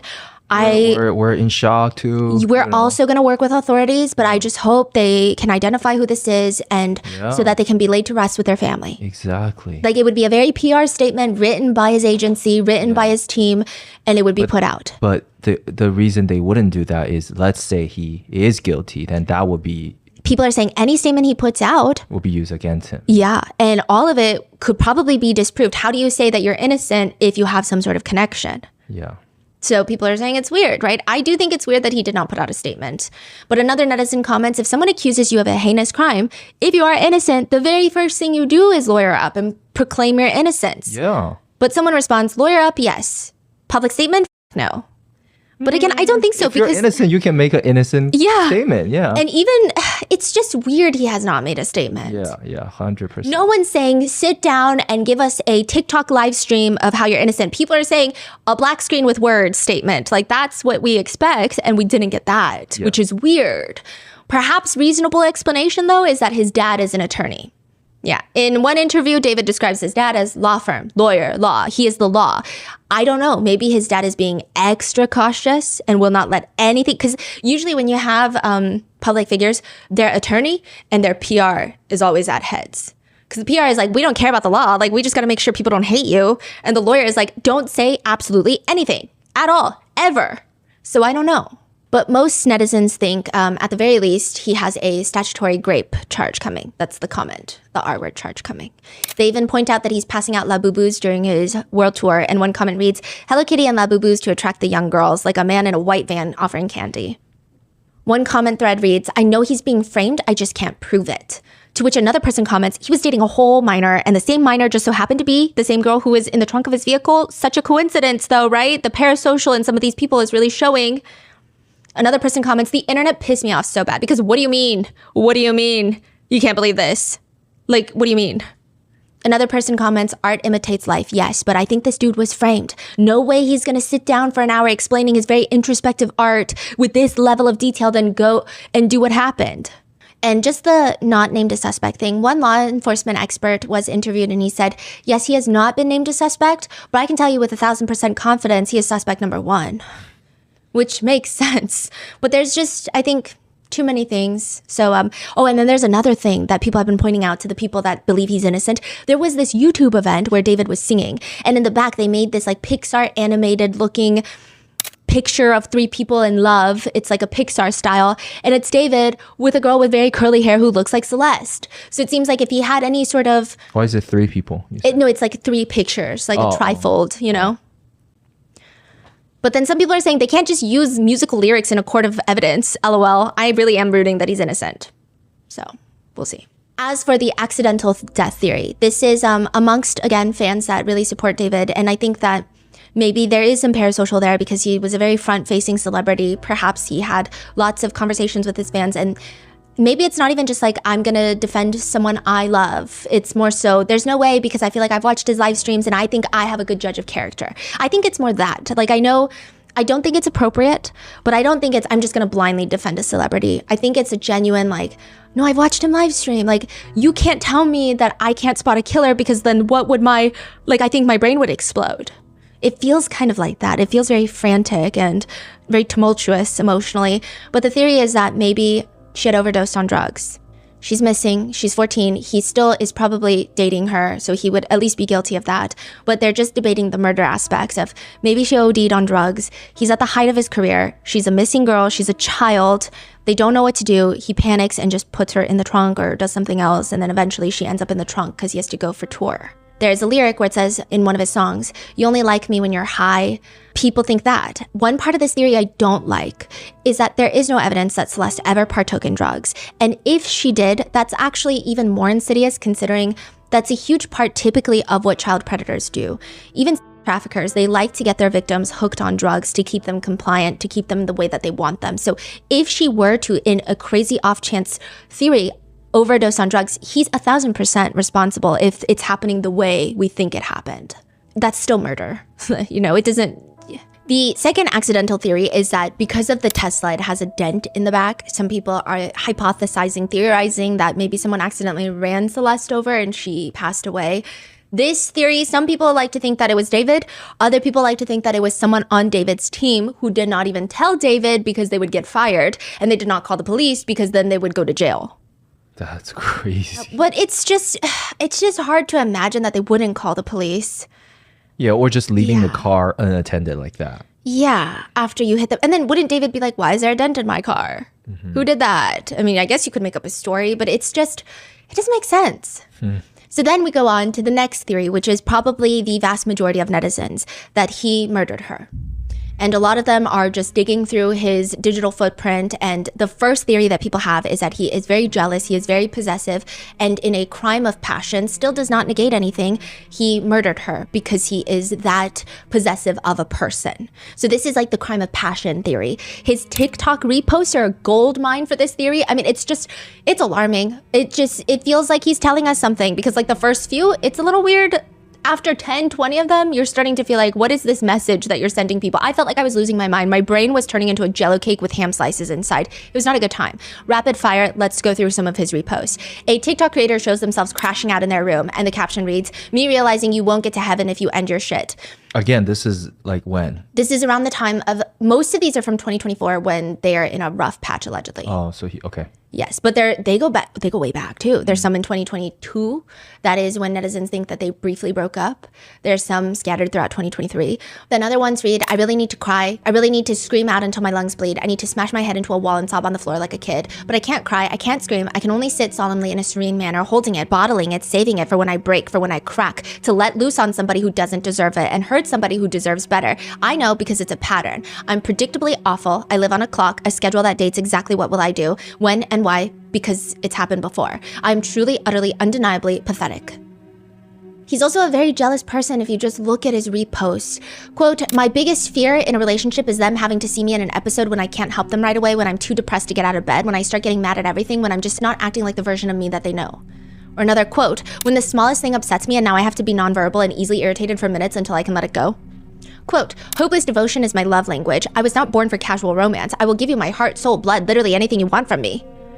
More TikToks, quote, "When she was so beautiful that it makes you start thanking God for meeting her. She is a walking masterpiece." Quote, "Unfortunately, I'm my mom's son, so I'll make sure you're doing good despite how I'm feeling." Another one is a skit of two people, and it says what it's like being in a BPD relationship, and it shows the girl in the relationship going through a variety of emotions against her partner. I don't know what he's trying to say with that one. There's also a lot of woe is me TikTok reposts, like how you can do everything and she will still not like you type of repost, about how consideration is the highest form of love. One TikTok repost has a whole list of things that they consider micro-cheating, which I guess David agrees with, and they read, "Being touchy with someone else, secretly messaging or talking to someone, deleting messages, talking to someone you know your partner is uncomfortable with, turning to someone else when your relationship is getting rocky, lying about your relationship status, not being straightforward to other people that you're in a relationship to someone who likes you, seeking friendships with someone you find attractive, complaining about your partner to another person." He also reposts American Psycho, where the killer brings the gun to the head of a blonde girl on the couch. Then another one is the song that used, "We're never breaking up, bitch. It's either you, it's either me, or nobody else in this world, bitch, I love you to death." Never breaking up, bitch. It's either me, or nobody else in this world. Bitch, I love you to death. It's like a music or a movie quote. Another one says, "A woman who thinks before making a decision and says, 'My boyfriend wouldn't like this,' is the girl you gotta keep around." Another one reads, "Now I've become the very thing that you've swore to destroy." Another one is just like a man very passionately explaining to his viewers about how if your girlfriend is talking badly about a guy, he says along the lines of, if she's bad-mouthing the guy, her mouth is going to be on him soon. And he has this whole theory of when girls talk badly about a guy, that means they secretly like them and they're going to try to fuck them. Do not let her badmouth another man around you, period, point blank, because she will fuck him. It doesn't matter. That's a really crazy take. Yeah, and a lot of girls in the comments were just like, no, I just kind of hate the guy. Yeah. Like, I just hate the guy. I don't know what to say. This one is a crazy one. He reposts this guy. And originally I thought maybe, because this was like before other information came out. So originally I was thinking maybe he reposted it because he thought it was funny, but it was a guy getting riled up. And maybe that's the comedic effect. He's like ranting and he said, you know, when females have a street boyfriend, they get so surprised when they get shot. Like, females be so dumb. Like, females that see a nigga walking around with a gun all day, and then when the nigga die, they be so surprised. Bitch, he literally had a fucking firearm. And so he's explaining, why are you so surprised, bitch? Because, like, that's the life that you signed up for. Like, your guy that you're dating is in 25 different groups of people who hang out with guns. Why are you shocked that he was in a shootout and got shot? This one is fascinating because Gus was allegedly killed. Do you remember?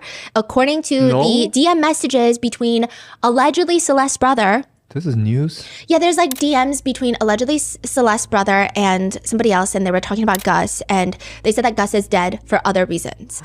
What? And then Gus is in those screenshots where she said that Gus was mad at her. Allegedly, this is her saying that. So some people are saying, okay, what if he found out that and then Gus was killed, like shot by somebody else by accident, and then he's like, Celeste was sad or upset or shocked or traumatized, and he's like going off like, what are you so shocked for? Yeah. Because it's a very random repost. Yeah.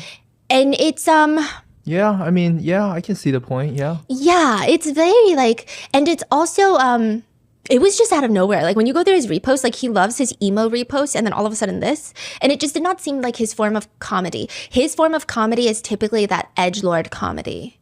So this was not in line with it. So I didn't think it was. It was just weird. Or another TikTok repost says, when she starts posting herself looking fine as fuck on her story, but I already know what she looks like. There's one that everyone has been talking about where he's chopping chicken, like a guy, this is a repost, is chopping chicken, like mincing chicken meat. Me, if I see her talk with other dudes. Another repost has the caption, this is that difficult? And it's a slideshow of text messages, and the explanation being, if any guy tries to text my girlfriend, this is how she should respond. So there's like imaginary guys saying, you're fine as fuck, like what up? Blocked. Hey, heart eye emoji. My boyfriend will hang you on the fence by your underwear, bye. You got a boyfriend? You got life insurance? Bye. One TikTok is a sound, just tell me what I need to do to change, I'll do it. Like you make me happy. With the caption being, sounding like this because I would do anything for us to work. Another one says, need a girl who doesn't interact with a single person on the face of this earth. Yeah, and then another one is a guy laying in the snow dramatically, and it just is captioned, me daydreaming about all the dates she will never go on with me. My mood is based on when they text me back. The feeling of getting rejected by someone you love, I wish I could change things like that. I love you, but I'm not what you need anymore. I'm proud of my heart. It's been played, stabbed, cheated, burned down, and broken, but still somehow works.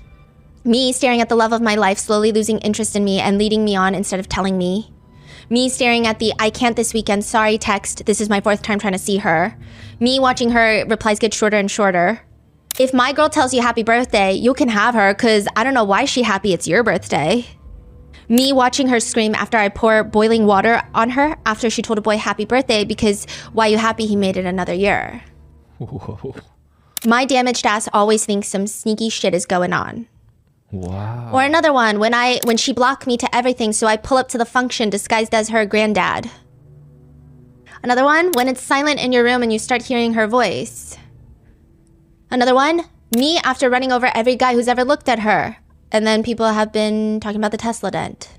Sometimes I go through her following and start to hyperventilate. Another one, what do you mean he? And it's like when she's telling you a story. And then another one, it's like, you're in her DMs. It's like, I guess him talking to another guy. He reposted it. You're in her DMs. I'm doing a deep dive into her entire digital footprint. When she comes over and she goes through your phone, instead of cheating, she sees every guy in her following on my search bars. Me after hearing about a boy she used to like, so now I have to find his address, social security number, and mother's maiden name. Imagine talking to other men when you have me. Are you insane? These are TikTok reposts? Yeah. Damn, there's that many of these type of posts? It's just like a photos and words, just words on the screen? Yeah, the amount of like digital footprint that our team has been scouring through. Yeah, like we had to split it up, and then we had to Yeah, and then at one point we were like cross-referencing each. It was bad. Even just his Twitter alone. Wow. Yeah, so I was going through all of his TikToks and his TikTok reposts. It took so long. There's so much. And then his Instagram is another beast. Yeah. Wow. And then if you like look, yeah. He's just very chronically online. Another one that went viral is a creator saying, not saying I'm jealous or anything, but I hope whoever flirts with you other than me gets hit by multiple cars. Now, there is a now new contention. So these are all TikToks that are pretty much unrelated to David. And then David starts reposting TikToks of people using his sound of his songs, right? But a lot of people will do that. And so people are saying, wait, he's just being a celebrity. He's just promoting his song. But these are the ones that he chooses because I'm sure thousands of people are posting his sound. Yeah. One of them is me when Pookie doesn't answer me within 5 minutes. There's ones that read, I lied, I'm jealous of everything, pass me the Draco, which I had to look it up, but it's slang for a pistol-style AK-47, I think. Then another one, alarming, is a repost of a guy dancing, and the caption reads, life is good, this is how life feels when you aren't dating a lying hoe. Another repost alarmingly reads, was I too controlling, or did I just want to be respected? Was I too controlling, or did I just ask for reassurance? Was I too controlling, or did I just care about you? Was I too controlling, or was I just concerned for your safety? Was I too controlling, or is it because I love you too hard? Was I controlling, or were you just out late drunk? Was I controlling, or I didn't want to get cheated on again? Just because I care about you doesn't make me controlling. See, like all of these, right? It could, you know, you can view it before and everything is like, okay, this artist is being so edgy, right? Like, because that aligns with his brand, like the type of music he makes. And he does a lot of shit posts. So people could be like, maybe he's shit posting and reposting this because he's like trying to pump a song later that's like crazy and weird. But we just don't know. We just don't know what actually is going on. Yeah. Then another creator using a sound that says, are you scared? I'm trying to figure out what the fuck you got going on. Like, are you okay? And the caption reads, when I say fuck him, just block the guy, and he hesitates because she doesn't want to be mean. Another one is when you're having a good time and they ask, if we ever break up, it's going to be you breaking up with me, but you already know what that means. That was like a whole trend. And then another one reads, can we just have a mature relationship where we don't have to worry about each other flirting with someone else or social media bullshit or friends trying to sneak with me or you? Like, can we grow together mentally, spiritually, religiously, emotionally, and physically? Let's show this generation that loyalty still exists. And now all the comments are, mature, she was a child. And people have been commenting, if these are all about Celeste, he's likely vilifying her in his head, assuming that she lied about everything and, I mean, she's a child. So people are saying there's so many red flags. What are you talking about? And then some people are saying, okay, well, there are ones that he reposts, but they're using his sound. They're using his song. So it's just him promoting like any other artist would. But others are saying, wait, but look at the ones that he's chosen because likely thousands of people are posting with his song. So one of his songs, Crashing, he chooses 2. And they have the captions, me waiting for that motherfucking notification every time I'm left undelivered. Another one says, when you always consider their feelings, but they never consider yours. Yeah, it's all in the same vein, right? Yeah. It's all in that type of energy. And clearly he is someone that is not only possessive and emotional, it just seems like he is very much in his feels and prioritizes his emotions highly, just like a lot. And you can tell by his reposts, he'll repost things like, sorry, I was weird. I wanted you and I'm hurting so much, bro. I need someone to show me that they care, not just say it. All I do is listen to music and disappoint people. My life feels normal for 15 minutes before I have a sudden wave of sadness that lasts almost a week. Could I genuinely hate myself more at this point? I think I'm being played, but I'm already attached. I'm not even mad. I'm hurt. No matter how good your heart is, eventually you have to start treating people the way they treat you. Another one just reads, motherfuckers, when I start acting mentally ill after I told them I'm mentally ill. And people have been pointing it out, not just like he's in his feels and he has these romanticized versions of love, not because they want to feel any sympathy for him, but people have been pointing it out because it feels as if he probably could have used this against Celeste. For example, in another interview, he says this about love. Love shouldn't be transactional. I feel like most of the time, especially like nowadays, people get into a relationship, or we use the term situationship a lot now, where you have to give something to gain something. And I feel like when love is real, it's both parties participating in love.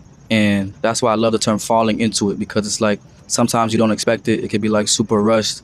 And people like to take the term, I'm taking it slow, or we should take it slow. It's like love doesn't dictate the timing of it, and you can't really predetermine what that feeling is to you. Again, people think it's like him trying to tell Celeste like, yeah, but I'm not a predator. I just couldn't control that I fell in love with you, and like made it this whole romantic love line story. And I think when people try to plan too much or overcompensate for their lack of emotional intelligence, they kind of make a bunch of excuses for love, and it's just like more infatuation than the actual emotion. Some people think that in his repost, he already knew what was coming, because there's one very viral repost now where it's just a slideshow of like where I'm gonna be in a few years slide. And it's just a single mattress in an empty room leaned up against the wall. And it just looks very lonely. I think that was the aesthetic. But people are saying, oh, so in jail. Or even the funeral aspect. Some people are saying, okay, so funeral theory. He wanted a funeral theme for his concert. This is the comment. And had a casket and a book for people to write messages and leave their respects, because he started to feel guilty that he knew Celeste was dead, but nobody else did. So she never got a send-off because he's very religious.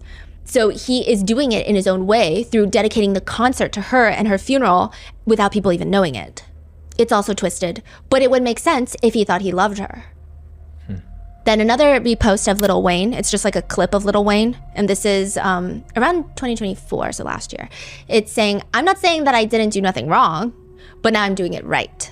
That's all we can say. Cash money. Fuck how we used to be. Now how we need to be. And then he also reposted another TikTok of a soldier in a movie explaining how he killed someone, and that person didn't even fight back. They just died. It's like a movie clip. Others think that he might, if he is arrested, go for an insanity defense.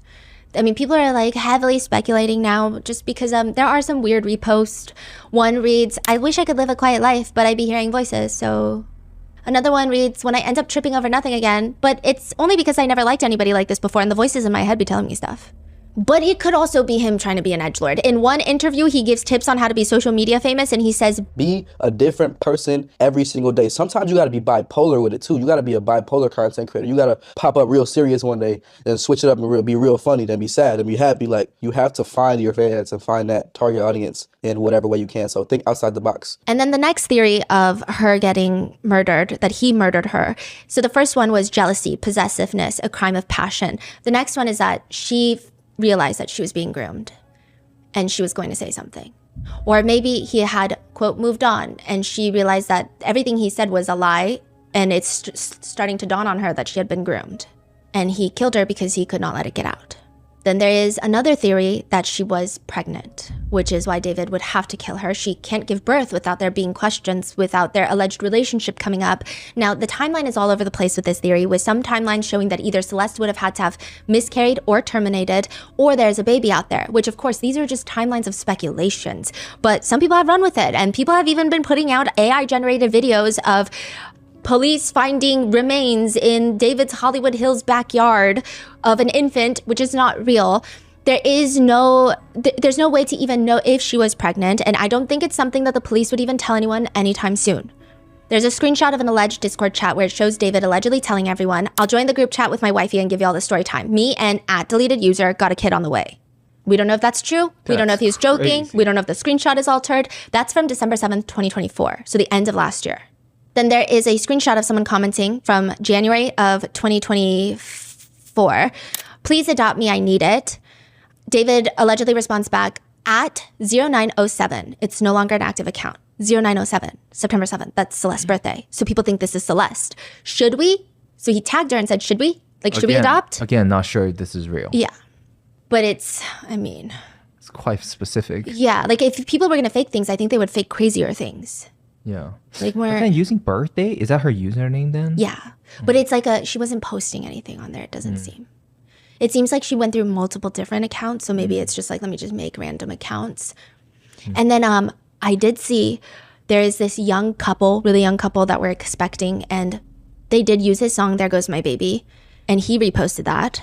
And then there's also another one from a mother with her baby, January 4th, 2024. She's not particularly famous from what I know, because I looked into her account, it didn't seem particularly massive.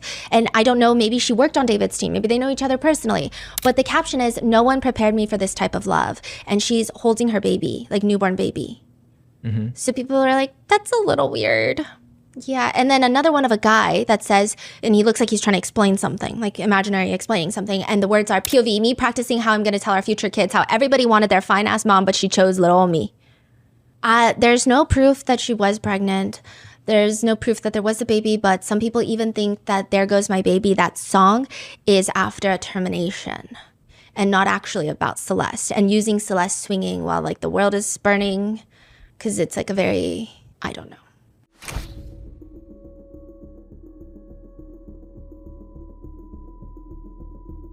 Then there is the complicated theory, where people think it's just complicated. Some people think that the older Celeste is involved, this is a crazy allegation. I don't think her staying silent about this situation is an admission of any sort of guilt or connection. I think that she could be traumatized. She could be working with the police. There could be so many different explanations that we don't know. And I don't think it would be smart for her to come out and do a tell-all right away of like, this is what happened. I think any of that information that would be useful would be the most useful telling just the police. So I do understand that. But people say because of her silence, because she hasn't clarified which videos are her, maybe she was jealous. There are some people going around saying, hey, I knew them, and she was always jealous of the younger Celeste when she would come around.